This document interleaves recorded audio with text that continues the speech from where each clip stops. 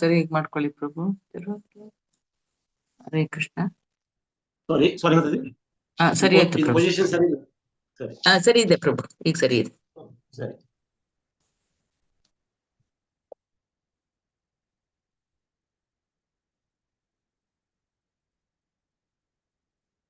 ಹರೇ ಕೃಷ್ಣ. ಹರೇ ಕೃಷ್ಣ. ಒಂದು ನಿಮಿಷ ತಾಳ.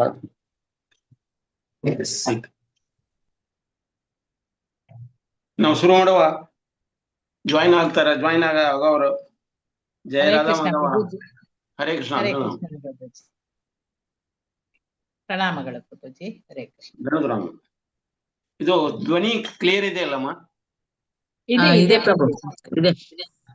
ಸರಿ ಸರಿ.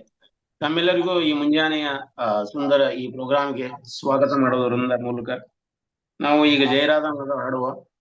ಜಯ ರಾಧಾ ಮಾಧವ ಕುಂಜ ವಿಹಾರಿ, ಜಯ ರಾಧ ಮಾಧವ ಕುಂಜ ವಿಹಾರಿ, ಜಯ ಗೋಪಿಜನ ವಲ್ಲಭ ಗಿರಿವರಧಾರಿ,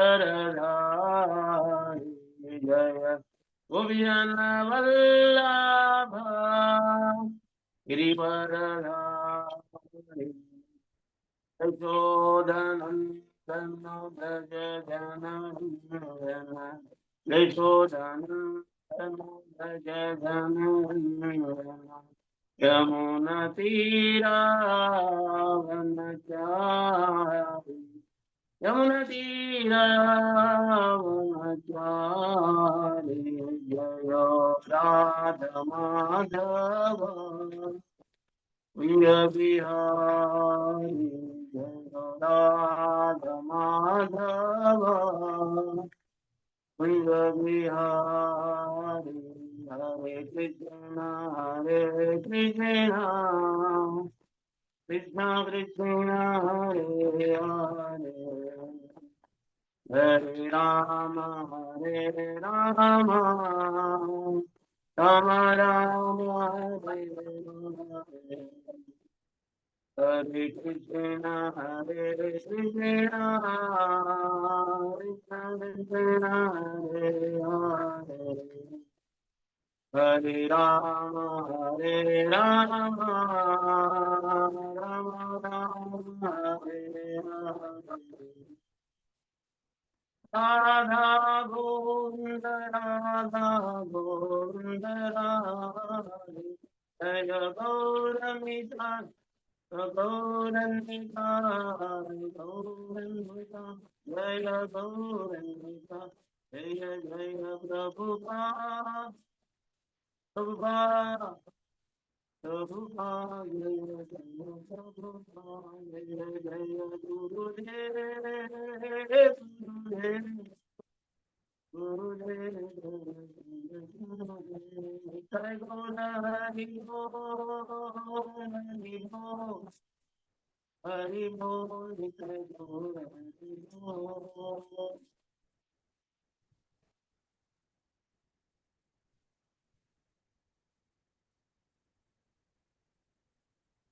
हरे कृष्ण.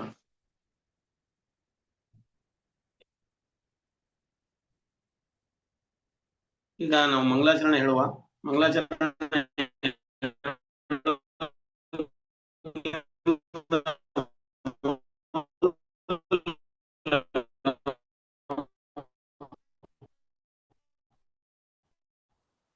ಹರೇ ಕೃಷ್ಣ ಪ್ರಭುಜಿ, ವಾಯ್ಸ್ ಬ್ರೇಕ್ ಆಗ್ತದೆ.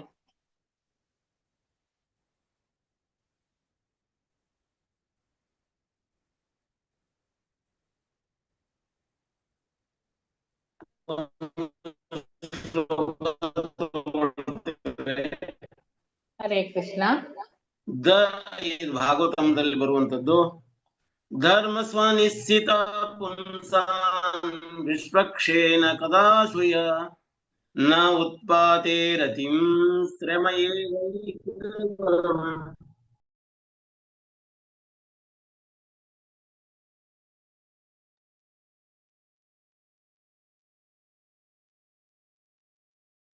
ಪ್ರಭುಜಿ ಲೆಫ್ಟ್ ಆದ್ರ ಇಂಟರ್ನೆಟ್ ಪ್ರಾಬ್ಲಮ್ ಆಗ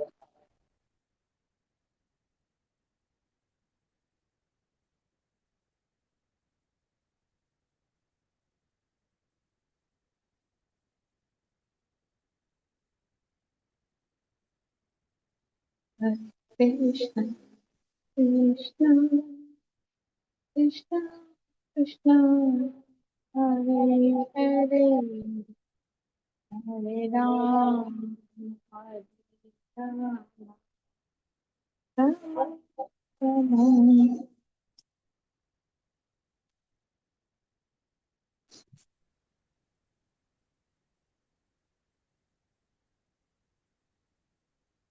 ಹರೇ ಕೃಷ್ಣ. ಹರೇ ಕೃಷ್ಣ. ಈ ಧ್ವನಿ ಸರಿಯಾಗಿ ಬರ್ತಾ ಇದೆ ಅಲ್ಲ? ಇಲ್ಲ ವಾಯ್ಸ್ ಅಷ್ಟೊಂದು ಕ್ಲಿಯರ್ ಹರೇ ಇಲ್ಲ. ಕೃಷ್ಣ. ಹರೇ ಕೃಷ್ಣ, ವಾಯ್ಸ್ ಅಷ್ಟೊಂದು ಕ್ಲಿಯರ್ ಇಲ್ಲ ಪ್ರಭುಜಿ.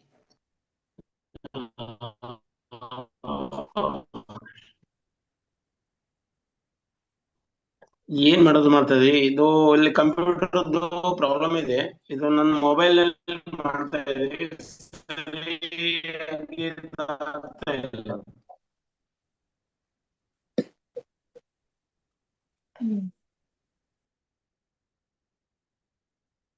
ಸಿಗ್ನಲ್ ಇಲ್ಲವಾ ಅಂತ ಹೇಳಿ.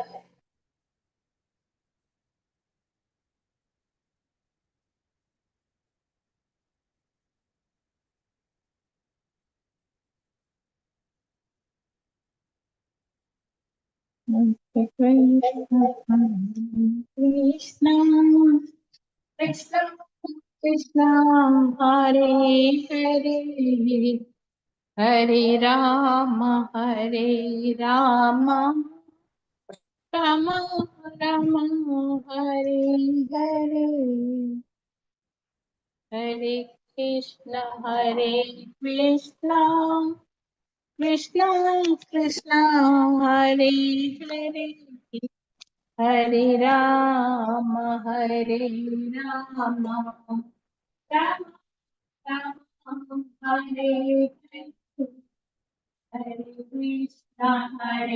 Krishna, Krishna Krishna, Hare Hare, Hare Rama, Hare Rama, Rama Rama, Hare Hare.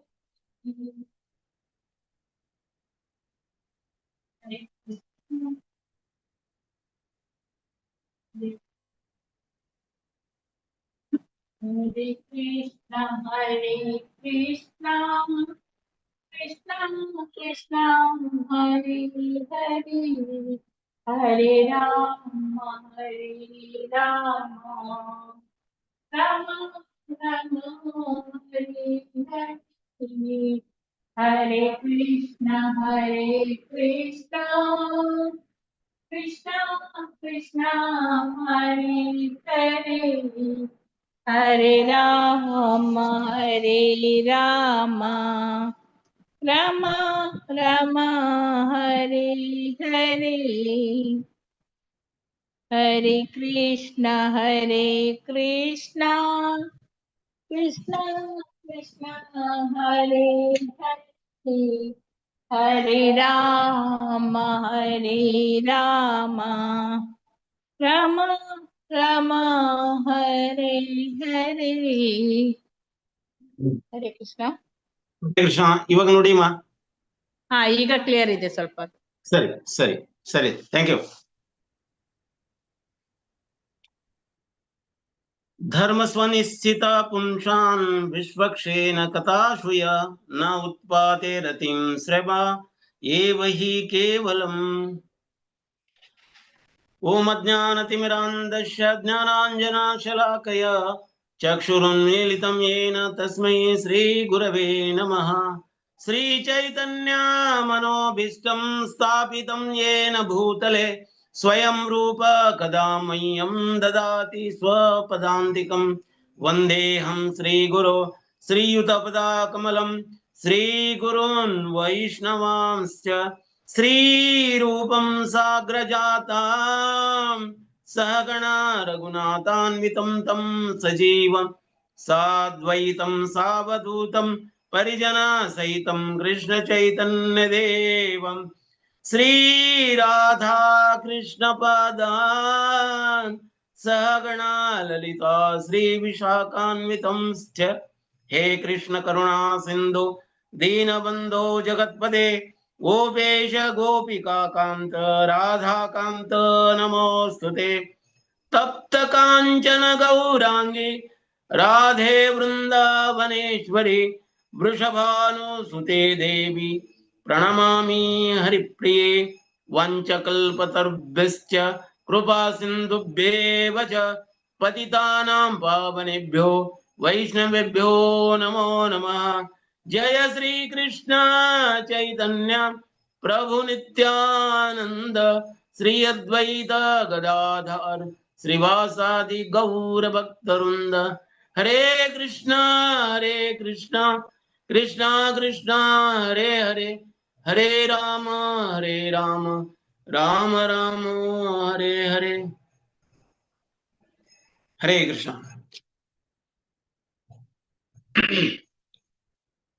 Hare Krishna.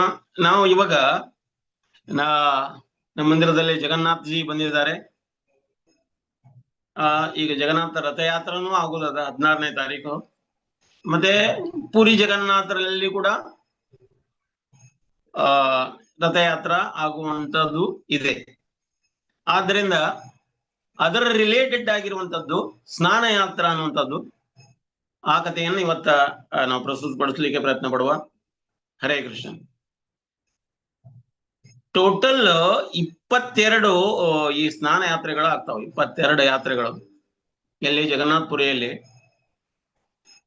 ಚಂದನ ಯಾತ್ರೆಯಿಂದ ಹಿಡ್ಕೊಂಡು ಶುರುವಾಗಿದ್ದು ಜಗನ್ನಾಥ ಅವರ ರಥಯಾತ್ರದವರೆಗೂ ಕೂಡ 22 ರಥಯಾತ್ರೆಗಳು 22 ಯಾತ್ರೆಗಳು ಆಗ್ತಾವ. ಈಗ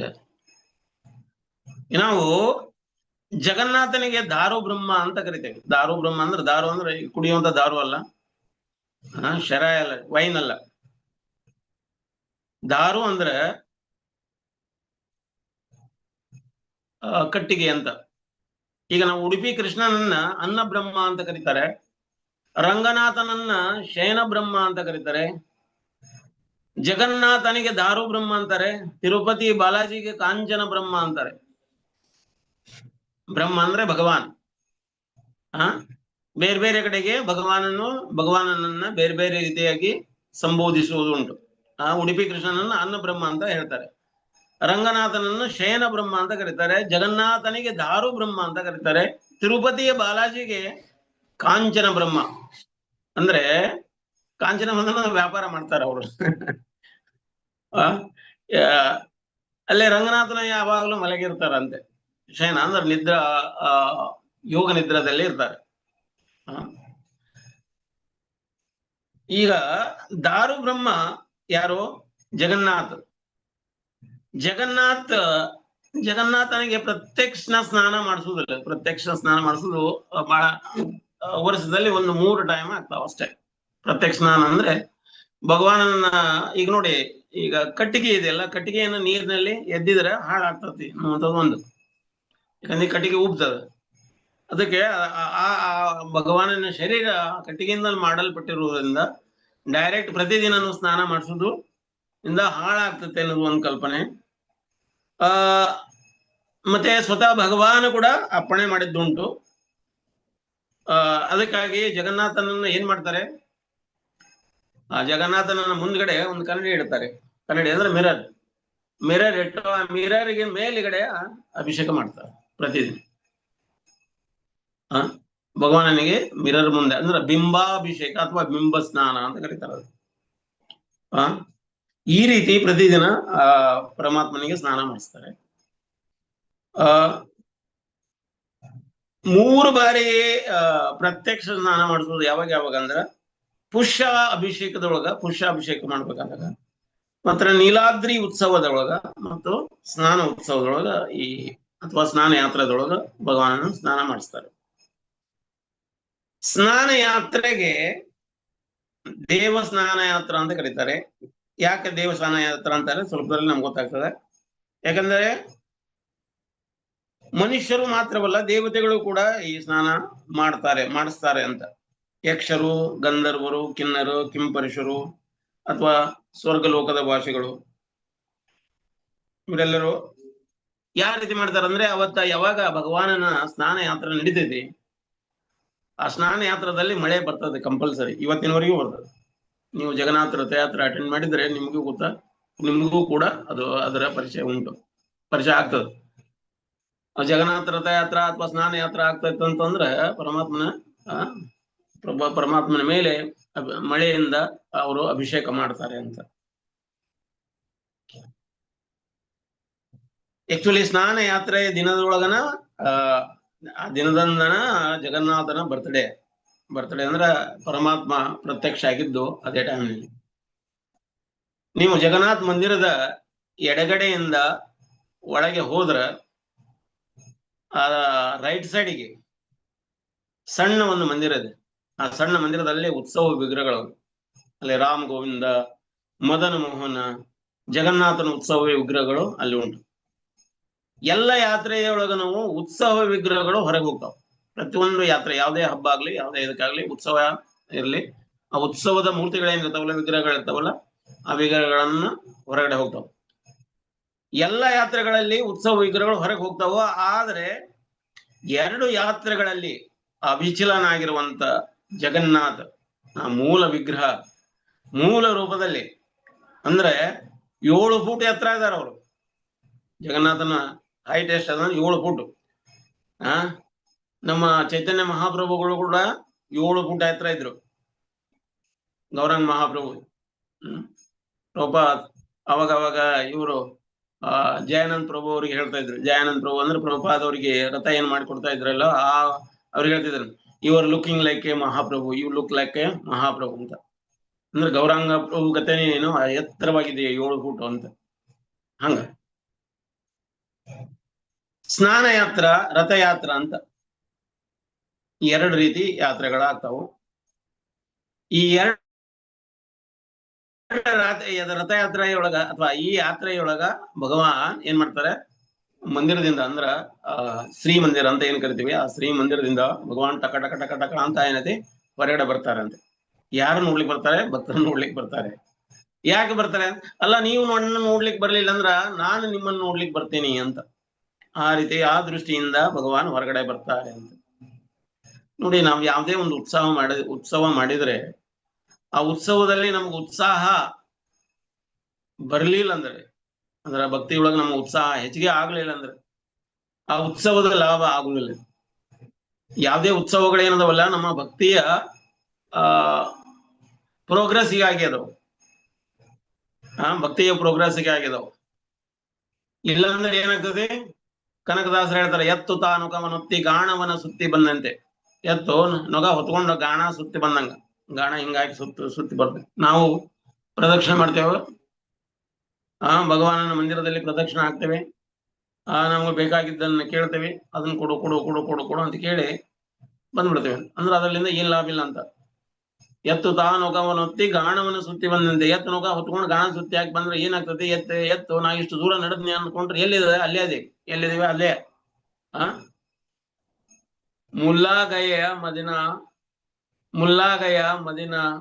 ಮುಲ್ಲಾಗಯ ಮಕ್ಕ ಕೈಸಾತ ಮುಲ್ಲಾ ವೈಸಾಯಿತ ವಾಪಸ್ ಆಯ್ತು. ಅಂದ್ರ ಈಗ ಮಕ್ಕಾಕ್ ಹೋದ್ವಿ, ಮದಿನಾಕ್ ಹೋದ್ರು, ವಾಪಸ್ ಬಂದ್ರ ಹೆಂಗಿದ್ದ ಹಂಗ ಮುಲ್ಲಾ ಹಂಗ ಇದ್ದ ಅಂತ. ಹಂಗದ್ರೆ ಎದಕ್ ಉಪಯೋಗ ಆಗ್ತದೆ? ನಾವ್ ಮಂದಿರಕ್ಕೆ ಹೋದ್ವಿ ಅಂದ್ರ ನಮ್ಮ ಮಂದಿರಕ್ಕೆ ಹೋದ ಮೇಲೆ ಅಲ್ಲಿ ಹೋದಾಗ ನಾವು ನಮ್ಮದಾದ ಏನು ದುಷ್ಟಗುಣಗಳದಾವಲ್ಲ ನಾವು ಬಿಡ್ಲಿಕ್ಕೆ ಪ್ರಯತ್ನ ಮಾಡ್ಬೇಕು. ಅಂದ್ರೆ ನಮ್ಮಿಂದ ಅದು ಹೋಗ್ಬೇಕು. ಮತ್ತೆ ನಾವು ವಾಪಸ್ ಹೆಂಗ್ ಅದೀವಿ, ಹೆಂಗ್ ಬಂದೀವಿ ಮನೆಗೆ ಒಳ್ಳೆ ವಾಪಸ್ ಹಂಗ ಬಂದ್ರೆ ಉಪಯೋಗ ಇಲ್ಲ ಅಂತ.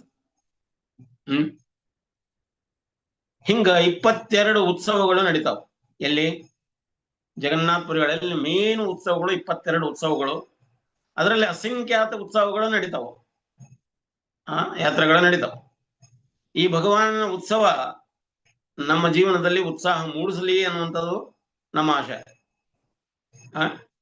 ಇಲ್ಲಾಂದ್ರೆ ಏನಾಗ್ತದೆ, ಧರ್ಮ ಸ್ವನಿಶ್ಚಿತ ಪುಂಸಾನ್ ನಿಷ್ಪಕ್ಷೇನ ಕಥಾ ಸ್ವಯ ನ ಉತ್ಪಾಯತೆ ನ ಉತ್ಪಾಯತೆ ರತಿಂ ಶ್ರಮ ಏವ ಹಿ ಕೇವಲಂ ಅಂತ.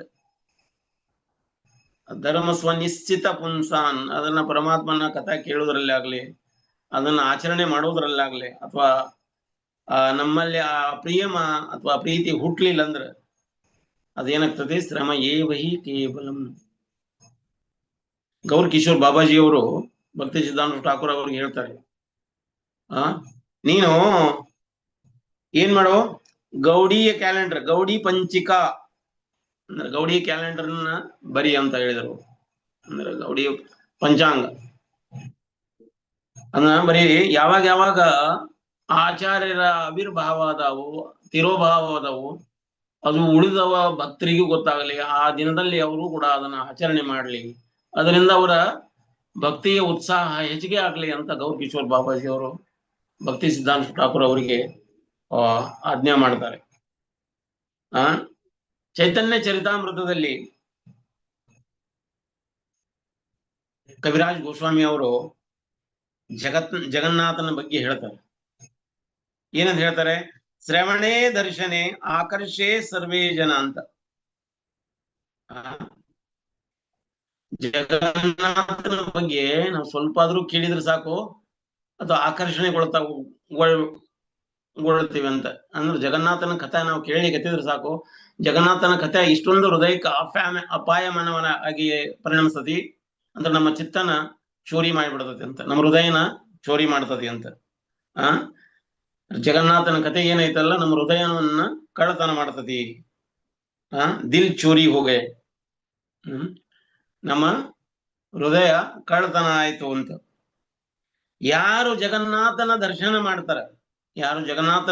ಮಾಡ್ತಾರ, ಅವರ ಚಿತ್ತ ಅಂಟಿಕೊಂಡು ಬಿಡ್ತದೆ. ಎಲ್ಲಿಗೆ ಅಂಟಿಕೊಂಡು ಬಿಡ್ತದೆ? ಜಗನ್ನಾಥನ ರೂಪಕ್ಕೆ ಅಂಟಿಕೊಂಡು ಬಿಡ್ತದಂತೆ. ತುಕಾರಾಮ್ ಮಹಾರಾಜರು ಹೇಳ್ತಾರ, ಯಾವಾಗಲೂ ನನ್ನ ಕಣ್ಣು ನಿನ್ನ ಈ ಸವಿರೂಪ ನೋಡುತ್ತಿರಲಿ ಅಂತ. ಭಗವಾನನ ಸವಿರೂಪ, ರೂಪ ಮುಂಜರಿ, ಭಗವಾನನ ರೂಪ ಏನೈತಲ್ಲ, ರೂಪ ಮಾಧುರ್ಯ, ರೂಪ ಮಧುರ, ಮಧುರತೆ ಇದೆ, ಆ ಸವಿ ಐತಿ, ಆ ಸಿಹಿ ಐತಿ ಭಗವಾನನ ರೂಪದಲ್ಲಿ. ಆ ಭಗವಾನನ ನೋಡ್ತಾನೆ ಇರ್ಬೇಕು. ಮದನ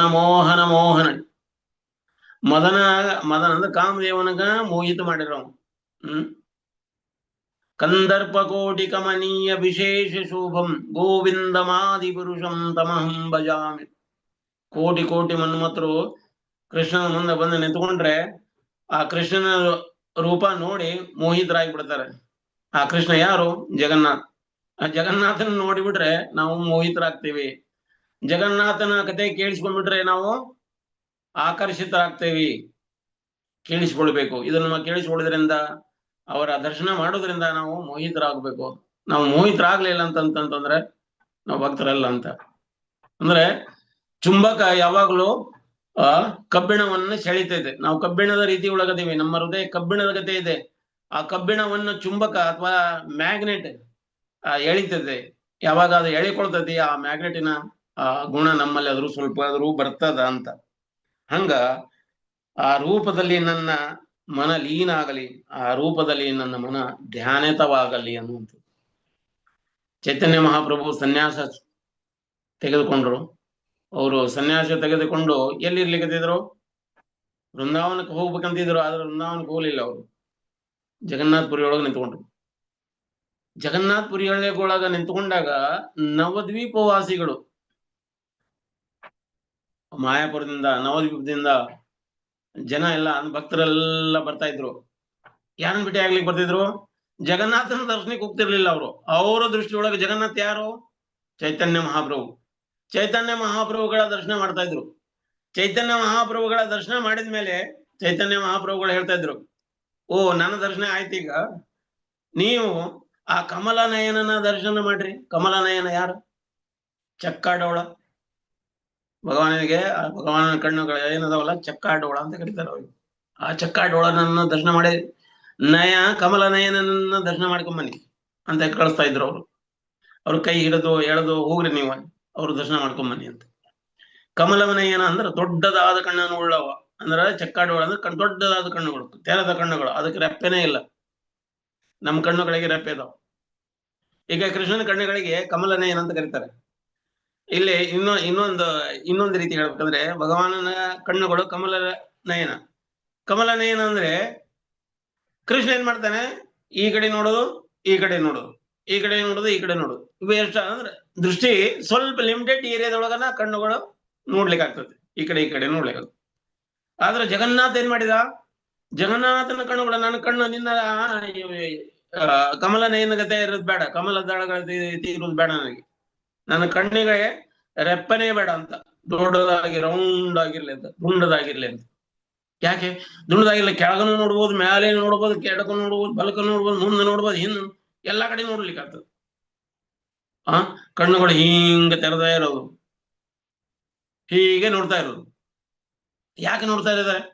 ಭಗವಾನ್ ಹುಡುಕ್ತಾ ಇದಾರಂತೆ, ನನ್ನ ಭಕ್ತರು ಎಲ್ಲಿದ್ದಾರೆ ಅಂತ ಹುಡುಕ್ತಾ ಇದ್ದಾರೆ. ಅಕಸ್ಮಾತ್ ಭಕ್ತರು ಬಂದ್ರೆ, ಓ ನನ್ನ ಭಕ್ತ ಬಂದ ಅಂತ ಅವನಲ್ಲಿ ಒಳ್ಳೆ ಗುಣಗಳನ್ನೇ ಹುಡುಕ್ತಾ ಇದ್ದಾರೆ. ಒಳ್ಳೆ ಗುಣಗಳನ್ನು ಹುಡುಕ್ತಾ ಇದ್ದಾರೆ. ನೋಡ್ರಿ, ಒಂದು ಕೋಳಿ ಇರ್ತದ, ಕೋಳಿ ಕಸದಲ್ಲಿ ಕೂಡ ಏನ್ ಮಾಡ್ತದ, ಅಕ್ಕಿ ಕಾಳನ್ನೇ ಹುಡುಕ್ತದ, ತಿನ್ನುವಂತ ಐಟಮ್ ಹುಡ್ಕೊಂಡು ತಿನ್ಕೋತದ. ಹಂಗ ಭಗವಾನ್ ನಮ್ಮಲ್ಲಿ ಕಸ ತುಂಬಿರುವಂತ, ಕಚಡ ಆಗಿರುವಂತ ಈ ಡಸ್ಟ್ಬಿನ್ ಒಳಗನು ಕೂಡ ಸ್ವಲ್ಪ ಇಲ್ಲದ ಸ್ವಲ್ಪ ಒಳ್ಳೇದನ್ನೇ ಹುಡುಕ್ಲಿಕ್ಕೆ ಪ್ರಯತ್ನ ಮಾಡ್ತಾ ಇದ್ದಾರೆ. ಇವನಲ್ಲಿ ಇದು ಒಳ್ಳೇದದ, ಇವ ಒಳ್ಳೇದದ, ಅಟ್ಲೀಸ್ಟ್ ಇದಕ್ಕಾದ್ರೂ ಬಂದಿದಾನಲ್ಲಿ ಇವ, ಅಟ್ಲೀಸ್ಟ್ ನನ್ನ ದರ್ಶನಕ್ಕಾದ್ರೂ ಬಂದಿದಾನ, ನಾನ್ ನೋಡ್ಬೇಕು ಇವನ್ನ ಅಂತ ಭಗವಾನ್ ಅಗ್ದಿ ಕುತೂಹಲ ಭರಿತವಾಗಿ ನೋಡ್ಲಿಕ್ಕೆ ಕಣ್ಣು ಅಗಲಿಸಿ ನೋಡ್ತಾರೆ ದೊಡ್ಡದಾಗಿ. ಲಕ್ಷ್ಮಿ ಹೆಂಗ ಇರುವೆನಿ ಯಾವಾಗಲೂ ಮಲಗಿರುವವನ ಜೊತೆ. ಲಕ್ಷ್ಮಿ ಹೆಂಗ ಇರುವೆನಿ ಯಾವಾಗಲೂ ಮಲಗಿರುವವನ ಜೊತೆ. ಯಾರು? ರಂಗನಾಥ್.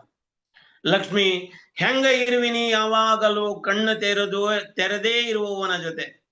ಲಕ್ಷ್ಮಿ ನೀ ಹೆಂಗ ಇರುವೆನಿ ಕಣ್ಣು ಯಾವಾಗಲೂ ತೆರೆದೇ ಇರುವವನ ಜೊತೆ, ಅಂದ್ರೆ ಎಂದೂ ನಿದ್ರೆ ಮಾಡ್ಲಾರ್ದವನ ಜೊತೆ. ಇಲ್ಲೇ ಲಕ್ಷ್ಮಿ ಫಸ್ಟ್ನೇ ಲೈನ್ ಒಳಗೆ ಏನ್ ಹೇಳ್ತಾರೆ, ಲಕ್ಷ್ಮಿ ನೀ ಹೆಂಗಿರುವೆ ಯಾವಾಗಲೂ ಮಲಗಿದವನ ಜೊತೆ. ಯಾರು ಅವರು? ರಂಗನಾಥ್. ಯಾವಾಗಲೂ ಮಲ್ಕೊಂಡಿರ್ತಾರೆ. ನೀ ಹೆಂಗಿರ್ತ? ಯಾವಾಗ್ಲೂ ನಿದ್ರೆನ ಮಾಡ್ತಾ ಇರ್ತಾರೆ, ನಿನ್ ಗಂಡ ಯಾವಾಗ್ಲೂ ನಿದ್ರೆನ ಮಾಡ್ತಾ ಇದ್ರೆ ಮತ್ ನೀನ್ ಹೆಂಗೆ? ಇಲ್ಲಿ ಏನ್ ಹೇಳ್ತಾರೆ, ಲಕ್ಷ್ಮಿ ಹೆಂಗ ಇರುವೆ ನೀ ಯಾವಾಗಲೂ ಕಣ್ಣು ತೆರೆದವನ ಜೊತೆ. ಎಂದೂ ನಿದ್ರೆ ಮಾಡ್ಲಾರ್ದವನ ಜೊತೆಗೆ ನೀ ಹೆಂಗ್ ನಿದ್ರೆ ಮಾಡ್ತೆ? ಲಕ್ಷ್ಮಿ ಹೆಂಗ ಇರುವೆ ನೀ ಯಾವಾಗಲೂ ತಿನ್ನುವವನ ಜೊತೆ. ಜಗನ್ನಾಥ್ ಯಾವಾಗಲೂ ತಿಂತಾ ಇರ್ತಾರೆ, ಅವ್ರ ಕೈ ಬೆರಳುಗಳು ಆರುದೇ ಇಲ್ಲ, ಯಾವಾಗ ಊಟನೇ ಮಾಡ್ತಿರ್ತಾರೆ, ಅಡಿಗೆ ಮಾಡ್ತಾನೆ ಇರೋದು ಲಕ್ಷ್ಮಿ ಮಾಡ್ತಾನೆ ಇರ್ಬೇಕಲ್ಲ. ಅಡಿಗೆ ಮಾಡೋದು ಬಿಟ್ಟು ಏನು ಮಾಡಂಗಿಲ್ಲ, ಅಡಿಗೆ ಮಾಡ್ತಾನೆ ಇರೋದು. ಭಗವಾನಿಗೆ ಹೋಗಿ ರೆಡಿ ಮಾಡ್ತಾನೆ ಇರೋದು ಅಂದ್ರೆ ನೀ ಏನ್ ಬರೀ ಅಡಿಗೆ ಮಾಡಕ್ ಹೊಟ್ಟಿದೆ? ಲಕ್ಷ್ಮಿ ನೀ ಹೆಂಗ ಇರುವೆ ಯಾವಾಗಲೂ ತಿನ್ನುವವನ ಜೊತೆ. ಲಕ್ಷ್ಮಿ ಹೆಂಗ ಇರುವೆ ನೀ ಮತ್ತೊಬ್ಬರ ಚಿತ್ತ ಚೋರನ ಜೊತೆ.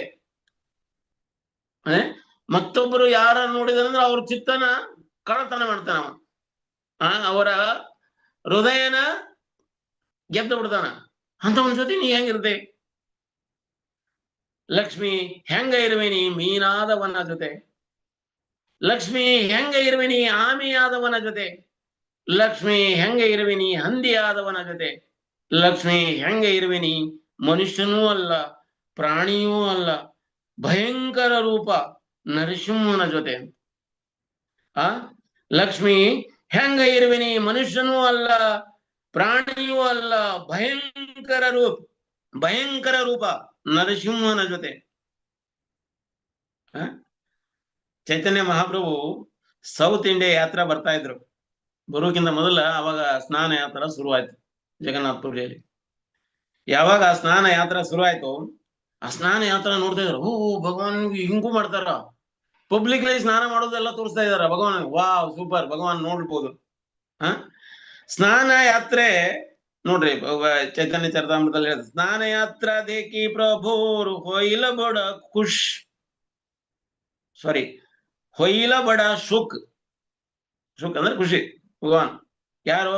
ಚೈತನ್ಯ ಮಹಾಪ್ರಭುಗಳು ಬಹಳ ಖುಷಿ ಪಟ್ರು ಯಾವಾಗ ಭಗವಾನನ ಸ್ನಾನ ಯಾತ್ರಾ ನೋಡ್ತಾರೆ. ನಾವು ಸ್ನಾನ ಮಾಡ್ಬೇಕಾದ್ರೆ ನಾವೇನ್ ಮಾಡ್ತೇವೆ, ಬಾತ್ರೂಮ್ನ ಲಾಕ್ ಮಾಡ್ಕೊಂಡು ಸ್ನಾನ ಮಾಡ್ತೇವೆ, ಪಬ್ಲಿಕ್ ಲೈಫ್ ಸ್ನಾನ ಮಾಡೋದಿಲ್ಲ, ಪ್ರೈವೇಟ್ ಸ್ನಾನ ಮಾಡ್ತೇವೆ. ಆದ್ರೆ ಜಗನ್ನಾಥ್ ಏನ್ ಮಾಡ್ತಾರೆ, ನಾನು ಎಲ್ಲರ ಮುಂದೆ ಪ್ರತಿಯೊಂದು ವರ್ಷದಲ್ಲಿ ನಾನು ಎಲ್ಲರ ಮುಂದ್ಗಡೆ ಹೊರಗಡೆ ನಾನು ಸ್ನಾನ ಮಾಡ್ತೇನೆ, ನೋಡ್ಲಿ ನಾನು ಲಜ್ಜೆ ಬಿಟ್ಟು ಹೇಳ್ತಾನೆ ಭಗವಾನ್, ನನ್ನನ್ನು ನೋಡ್ಲಿ, ಎಲ್ಲರೂ ನನ್ನನ್ನು ದರ್ಶನ ಮಾಡ್ಲಿ. ಅದು ಯಾವಾಗ? ಜ್ಯೇಷ್ಠ ಮಾಸ ಅನುಕೂಲ ಅಂತ ಕರೀತಾರೆ ಅದಕ್ಕೆ, ಆ ಯಾತ್ರೆಗ ಜ್ಯೇಷ್ಠ ಮಾಸ ಅಂತ. ನೋಡಿ, ಭಗವಾನ್ ಹೊರಗಡೆ ಬಂದು ಸ್ನಾನ ಮಾಡೋದು ಏನಿದಲ್ಲ, ಅದು ಕೂಡ ದೊಡ್ಡ ಮಹೋತ್ಸವ ಆಗ್ತದೆ. ಗುಂಡೀಚ ಮಂದಿರದಲ್ಲಿ ಭಗವಾನ್ ಪ್ರಕಟ ಆದ್ರು ಫಸ್ಟ್. ಇಂದ್ರದುಮ್ನ ಮಹಾರಾಜ್ ಸೇವಾ ಸ್ವೀಕಾರ ಮಾಡ್ಲಿಕ್ಕೆ. ಈಗ ನಮ್ಮ ಉಡುಪಿ ಕೃಷ್ಣ ಉಡುಪಿಗೆ ಯಾಕೆ ಬಂದ್ರು ಅಂತ ಕೇಳಿದ್ರೆ, ಮಧ್ವಾಚಾರ್ಯರ ಸೇವೆಯನ್ನು ಸ್ವೀಕಾರ ಮಾಡ್ಲಿಕ್ಕೆ ಎಲ್ಲಿಂದ ಬಂದ್ರು? ದ್ವಾರಕಾದಿಂದ ಬಂದ್ರು ಅವರು ಬೋಟ್ನಲ್ಲಿ. ಹಂಗ ಇಂದ್ರದುಮ್ನ ಮಹಾರಾಜರ ಒಂದು ಸೇವಾ ಸ್ವೀಕಾರ ಮಾಡ್ಲಿಕ್ಕೆ ಭಗವದ್ಧಾಮದಿಂದ ಬರ್ತಾರೆ. ಇಂದ್ರದುಮ್ನ ಮಹಾರಾಜ್ ಒಂದು ದಿನ ಅವರ ಅರಮನೆಗೆ ಭಕ್ತರು ಬಂದಿದ್ರು. ಆ ಭಕ್ತರಿಗೆ ಉಳ್ಕೊಳ್ಳಿಕ್ಕೆ ಒಂದು ರೂಮಿನ ವ್ಯವಸ್ಥೆ ಮಾಡಿದ್ರು. ಆ ರೂಮಿನ ಹೊರಗಡೆ ಮಹಾರಾಜ್ ಬಂದು ಏನ್ ಮಾಡ್ತಾರೆ ಅಂತ ನೋಡ್ಲಿಕ್ಕೆ ಬಂದಿದ್ರು. ಅವ್ರು ಕುಶಲೋಪರಿ ವಿಚಾರ ಮಾಡ್ಲಿಕ್ಕಂತ ಬರೋಕ್ಕಿಂತ ಮೊದಲ ಹೊರಗಡೆ ಅವ್ರ ಭಕ್ತರು ಒಳಗೆ ಮಾತಾಡುದು ಇವ್ರ ಕಿವಿ ಕೇಳಿಸ್ತು.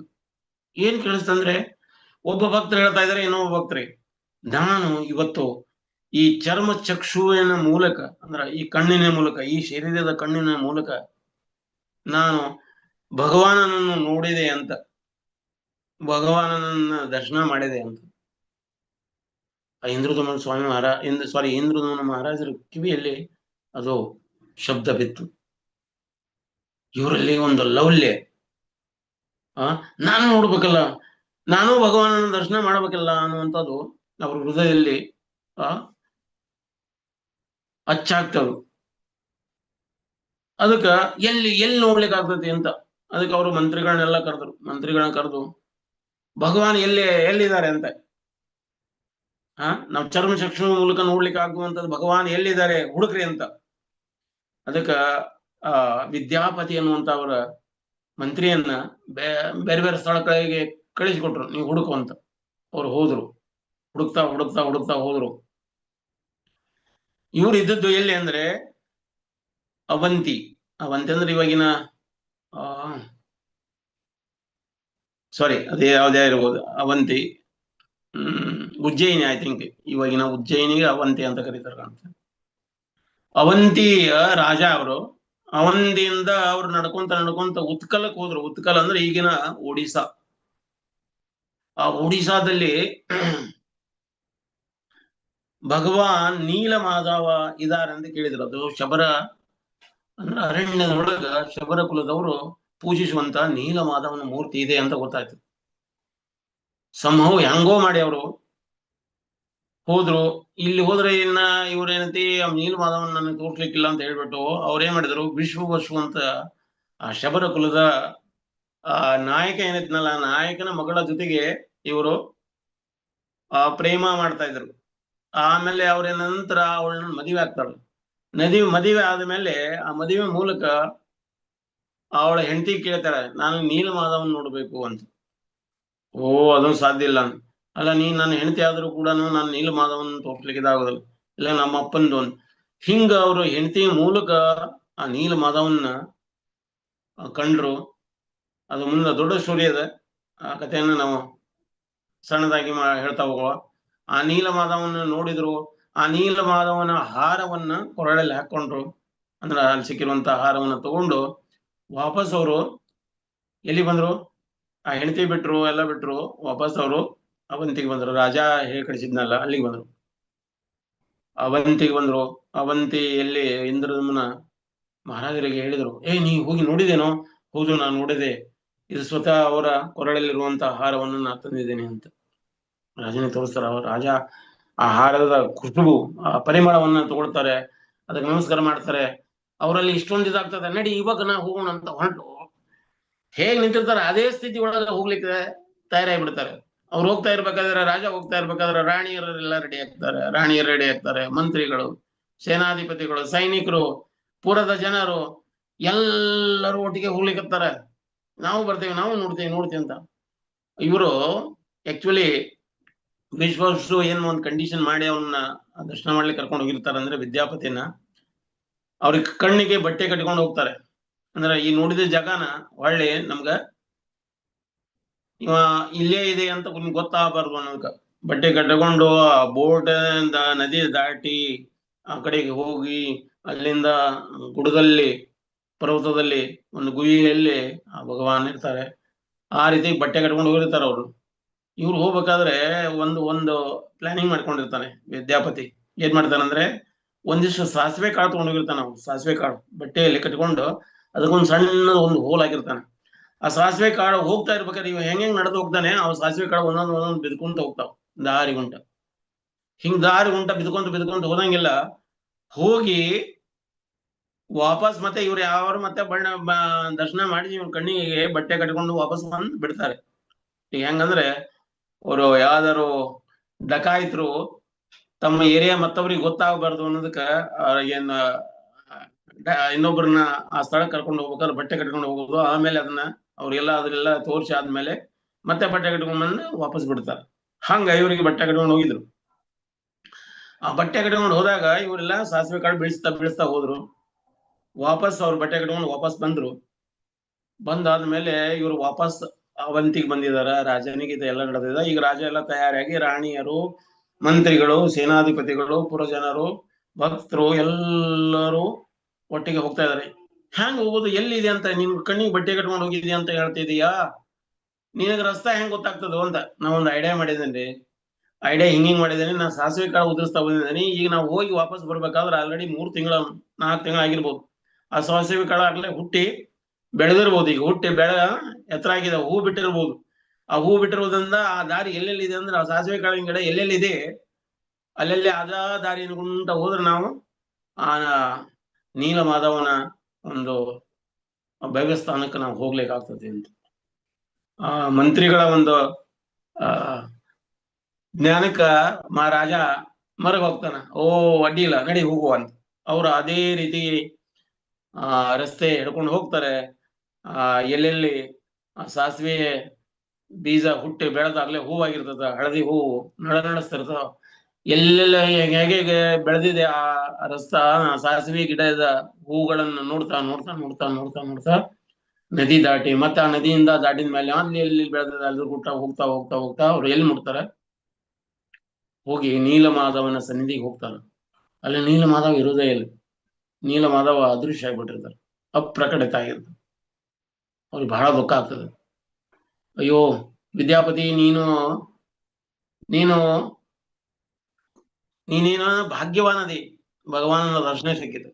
ನಾವು ಅಯೋಗ್ಯರದೇವಿ, ನಿರ್ಭಾಗ್ಯರದೇವಿ, ನನಗ ಆ ದರ್ಶನ ಸಿಗ್ಲಿಲ್ಲ ಅಂತ ಬಹಳ ಅಳ್ಳಿಕತ್ತಾರ ಅಳ್ತಾ ಇದ್ದಾರೆ. ಅವಾಗ ನಾರದ ಮಹರ್ಷಿಗಳು ಪ್ರಕಟ ಆಗ್ತಾರಲ್ಲಿ. ನಾರದ ಮಹರ್ಷಿಗಳು ಪ್ರಕಟ ಆಗಿ ಏನ್ ಹೇಳ್ತಾರೆ, ಚಿಂತೆ ಮಾಡ್ಬೇಡ, ನೀನು 1000 ಅಶ್ವಮೇಧ ಯಾಗ ಮಾಡು. ಅಶ್ವಮೇಧ ಯಾಗ ಮಾಡು, ಅಲ್ಲಿ ಭಗವಾನ್ ಪ್ರಕಟ ಆಗ್ತಾರಂತ. ನಾರದ ಮಹರ್ಷಿಗಳ ಒಂದು ಸಜೆಷನ್ ಮೇರೆಗೆ, ಅವರ ಆಜ್ಞೆಯ ಮೇರೆಗೆ ವಾಪಸ್ ಬಂದು ಈಗಿನ ಉತ್ಕಲ ಗುಂಡೀಚ ಮಂದಿರ ಅಂದ್ರೆ ಇವಾಗ ಜಗನ್ನಾಥ್ ಪುರಿಯಲ್ಲಿ ಗುಂಡೀಚ ಮಂದಿರ ಅಂತ ಇದೆ. ಆ ಗುಂಡೀಚ ಮಂದಿರದ ಜಾಗದಲ್ಲಿ, ಅದಕ್ಕಿಂತ ಮೊದಲ ಅವಾಗ ಮಂದಿರಗಳು ಯಾವುದೇ ಇರ್ಲಿಲ್ಲ. ಆ ಜಾಗದಲ್ಲಿ ಇವ್ರೇನ್ ಮಾಡ್ತಾರೆ, 1000 ಅಶ್ವಮೇಧ ಯಾಗ ಮಾಡ್ತಾರೆ. ಮಾಡ್ಬೇಕಾದ್ರ ಆ ಯಾಗ ಮಾಡ್ಬೇಕಾದ್ರೆ ಆ ಯಜ್ಞ ಕುಂಡದಿಂದ ನರಸಿಂಹದೇವರು ಪ್ರಕಟ ಆಗ್ತಾರೆ. ನರಸಿಂಹದೇವರ ಒಂದು ವಿಗ್ರಹ ಪ್ರಕಟ ಆಗ್ತದೆ. ಆ ನರಸಿಂಹದೇವರ ವಿಗ್ರಹನ ಆ ಗುಂಡೀಚ ಮಂದಿರದ ಸ್ವಲ್ಪ ದೂರದಲ್ಲಿ ಅದನ್ನ ಪ್ರತಿಷ್ಠಾಪನೆ ಮಾಡಿದ್ದಾರೆ. ನೀವು ಅಲ್ಲಿಗೆ ಹೋಗಿದ್ರೆ, ಜಗನ್ನಾಥಪುರಿಗೆ ಹೋಗಿದ್ರೆ ಆ ದರ್ಶನ ನೀವು ಮಾಡಿ ಬಂದಿರಬಹುದು. ಅಥವಾ ಹೋಗದೆ ಇದ್ರೆ ನೀವು ಹೋದ್ರೆ ದಯವಿಟ್ಟು ಅದರ ದರ್ಶನ ಮಾಡಿ ಅಂತ. ಅಲ್ಲೇ ಇಂದ್ರಧನು ಸರೋವರ ಅಂತ ಏನೋ ಸರೋವರ ಇರೋದ್ರ ಹಿಂದ್ಗಡೆ ಒಂದು ಸರೋವರ ಇದೆ. ಆ ಸರೋವರದ ಅಕ್ಕಪಕ್ಕದಲ್ಲಿ ಆ ಮಂದಿರ ಉಂಟು. ಹಿಂಗ ಯಜ್ಞ ಸಂಪನ್ನ ಆಗ್ತದ. ಯಜ್ಞ ಸಂಪನ್ನ ಆದ್ಮೇಲೆ ಭಗವಾನ್ ಪ್ರಕಟ ಆಗ್ತಾರ ಅಂತ ನನ್ಗೆ ಗೊತ್ತಾಯ್ತಲ್ಲ. ಸಮುದ್ರದ ಮೂಲಕ ದೊಡ್ಡ ಕಟ್ಟಿಗೆ ಅಂದ್ರೆ ದೊಡ್ಡ ಮರದ ಒಂದು ತಿರುಳುಗಳು ಆ ದಂಡಿಗೆ ಬಂದು ಸಿಕ್ಕಾಗಿರ್ತಾವ. ರಾಜ ಬಂದು ಅಲ್ಲಿ ಅವರು ಹಿಂಗ್ ಬಂದಿದಾವಂತ ಅದನ್ನ ನೋಡಿ ಹೋಗಿ ಚೆಕ್ ಮಾಡಿದ್ರೆ ಆ ಮರದ ದಿಮ್ಮಿಗಳಲ್ಲಿ ಶಂಖ, ಚಕ್ರ, ಗದಾ, ಪದ್ಮ ಇವೆಲ್ಲ ಚಿಹ್ನೆಗಳು ಕಾಣ್ತಾವ. ಆ ಚಿಹ್ನೆಗಳ ಕಾಂತವು ಅಲ್ಲಿರುವಂತ ಪಂಡಿತರು, ಅಲ್ಲಿರುವಂತ ಭಕ್ತರು ಅದನ್ನ ಗುರುತಿಸ್ತಾರ, ಇದು ಭಗವಾನನ ಚಿಹ್ನೆಗಳು. ಅದಕ್ಕ ಅದನ್ನ ಎಳಿತ ತೊಂಬರ್ತಾರ. ತೊಂಬಂದು ಈ ಗುಂಡೀಚ ಮಂದಿರದಲ್ಲಿ ಅದನ್ನ ಕೆತ್ತನೆ ಕೆಲಸ ಮಾಡ್ತಾರೆ. ಆ ಕೆತ್ತನೆ ಕೆಲಸ ಮಾಡೋರು ಯಾರು ಮಾಡ್ತಾರ ಈ ಕೆತ್ತನೆ ಕೆಲಸ ಅಂತ ಕಾಯ್ತಾ ಇರ್ಬೇಕಾದ್ರೆ ವಿಶ್ವಕರ್ಮ ಏನ್ ಮಾಡ್ತಾರೆ, ವಿಶ್ವಕರ್ಮನೇ ಅವರು ಒಬ್ಬ ಶಿಲ್ಪಕಾರರ ಜೊತೆಗೆ ಬಂದು ಇದನ್ನ ನಾ ಕೆಲಸ ಮಾಡ್ತಾನೆ, ಇದನ್ನ ಪೂರಾ ಆಗೋ ಮಟನು ನೀವು ಒಳಗ್ ಬಂದು ನೋಡಬಾರ್ದು. ರಾಜನಿಗೆ ಪ್ರತಿದಿನ ಕುತೂಹಲ, ಏನ್ ಮಾಡುದು ಅಂತ. ಹೊರಗಡೆಯಿಂದ ಅದನ್ನೆಲ್ಲ ಕವರ್ ಮಾಡಿರ್ತಾರೆ, ಅದನ್ನ ಪೂರಾ ಒಳಗಡೆ ಭಗವಾನನ ಮೂರ್ತಿ ಕೆತ್ತನೆ ಕೆಲಸ ನಡೆದಿರ್ತದೆ. ಪ್ರತಿದಿನ ಒಳಗ ಟಕ್ ಟಕ್ ಟಕ್ ಸುತ್ತಿಗೆ ಮತ್ತು ಉಳಿಯ ಹೊಡ್ತದ, ಶಬ್ದ ಕೇಳಿಸ್ತಾ ಇರ್ತದ. ಒಂದು ದಿನ ಶಬ್ದ ಕೇಳ್ತಾ ಇಲ್ಲ. ರಾಜನೇ ಬಹಳ ಕುತೂಹಲ ಆತು, ಏನಿದು ಶಬ್ದ ಕೇಳ್ತಾ ಇಲ್ಲ ಅಂತ. ಅದು ಒಳಗಿನ ದರ್ವಾಜೆ ತೆಗೆದು ಒಳಗೆ ಹೋಗಿ ನೋಡ್ತಾರೆ.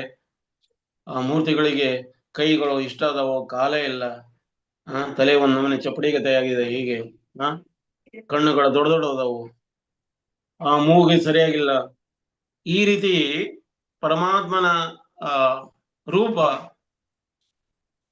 ಸರಿಯಾಗಿ ಪ್ರಕಟ ಆಗಿಲ್ಲ, ಸರಿಯಾಗಿ ಕೆತ್ತನೆ ಆಗಿಲ್ಲ ಅಂತ ಮತ್ತೆ ಇವರು ದುಃಖಿತ ಆಗ್ತಾರ. ಯಾರೋ ಇಂದ್ರದ್ಯುಮ್ನ ಮಹಾರಾಜ್ ದುಃಖಿತರಾಗ್ತಾರ. ಅಷ್ಟೊಳಗ ಧ್ವನಿ ಕೇಳಿಸ್ತದ, ಚಿಂತೆ ಮಾಡ್ಬೇಡ, ನಾ ಇದೇ ರೂಪದಲ್ಲಿ ಬರೋವನದೇ. ಅವಾಗ ಇಂದ್ರದ್ಯುಮ್ನ ಮಹಾರಾಜ್ಗೆ ಖುಷಿ ಆಗ್ತದೆ. ಆ ಇಂದ್ರದ್ಯುಮ್ನ ಮಹಾರಾಜ ಆ ಮೂರ್ತಿಗಳನ್ನ, ಆ ವಿಗ್ರಹಗಳನ್ನ ಸ್ನಾನ ಮಾಡಿಸ್ಲಿಕ್ಕೆ, ಅದನ್ನ ಅಭಿಷೇಕ ಮಾಡಿ ಸ್ನಾನ ಮಾಡಿಸ್ಲಿಕ್ಕೆ ಅಲ್ಲಿಂದ ಗುಂಡೀಚ ಮಂದಿರದಿಂದ ಈಗಿರುವಂತ ಮಂದಿರ ಶ್ರೀ ಮಂದಿರ. ಶ್ರೀ ಮಂದಿರ ಅಂದ್ರೆ ಶ್ರೀ ಅಂದ್ರ ಲಕ್ಷ್ಮೀ ದೇವಿ, ಸಿರಿ ಅಂದ್ರ ಲಕ್ಷ್ಮಿ. ಅದಕ್ಕ ಈಗ ಎಲ್ಲರ ಪ್ರತಿಯೊಬ್ಬರ ಹೆಸರು ಮುಂದ್ಗಡೆ ಶ್ರೀ ವಲ್ಲಭಾಚಾರ್ಯ, ಶ್ರೀ ಮಧ್ವಾಚಾರ್ಯ, ಅಥವಾ ಈಗ ನಮ್ಮ ನಾರ್ಮಲ್ ವ್ಯಕ್ತಿಗತ ಹೇಳ್ಬೇಕಾದ್ರು ಅವ್ರಿಗೇನ ಒಂದ್ ಪತ್ರ ಬರ್ಬೇಕಾದ್ರೆ Shri so and so Shri ಅಂದ್ರೆ ಅವ್ರ ಶ್ರೀಮಂತಿಕೆ ಇರ್ಲಿಲ್ಲ ಅಂದ್ರೂ ಕೂಡ ಶ್ರೀ ಹಚ್ತೇವೆ ನಾವು ಅಂತಂದ್ರೆ ಅವ್ರು ದೊಡ್ಡವ್ರು ಅಂತ. ಶ್ರೀ ಅಂದ್ರೆ ಸಿರಿ ಅಂದ್ರೆ ಲಕ್ಷ್ಮಿ ಅಂತ. ಅದಕ್ಕ ಲಕ್ಷ್ಮಿಯಿಂದ ಬಂದಿರುವಂತ ಸಂಪ್ರದಾಯಕ್ಕ ಶ್ರೀ ಸಂಪ್ರದಾಯ ಅಂತ ಕರೀತಾರೆ. ಶ್ರೀ ಅನ್ನುವಂತ ಶಬ್ದಕ್ಕ ಅರ್ಥ ಹೇಗೆ ಅಂತ ಅನ್ನೋದಕ್ಕೆ ನೆನಪಾಗ್ಲಿಕ್ಕೆ ಶ್ರೀ ಸಂಪ್ರದಾಯ. ಶ್ರೀ ಸಂಪ್ರದಾಯದ ಆಚಾರ್ಯರು ರಾಮಾನುಚಾರ್ಯರು ಶ್ರೀ ಅಂತ.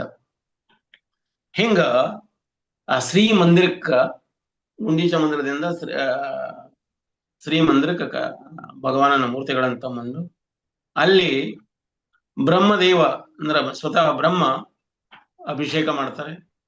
ಅಭಿಷೇಕ ಮಾಡಿ ಅವರನ್ನ ಅಲ್ಲಿ ಪ್ರತಿಷ್ಠಾಪನೆ ಮಾಡ್ತಾರೆ.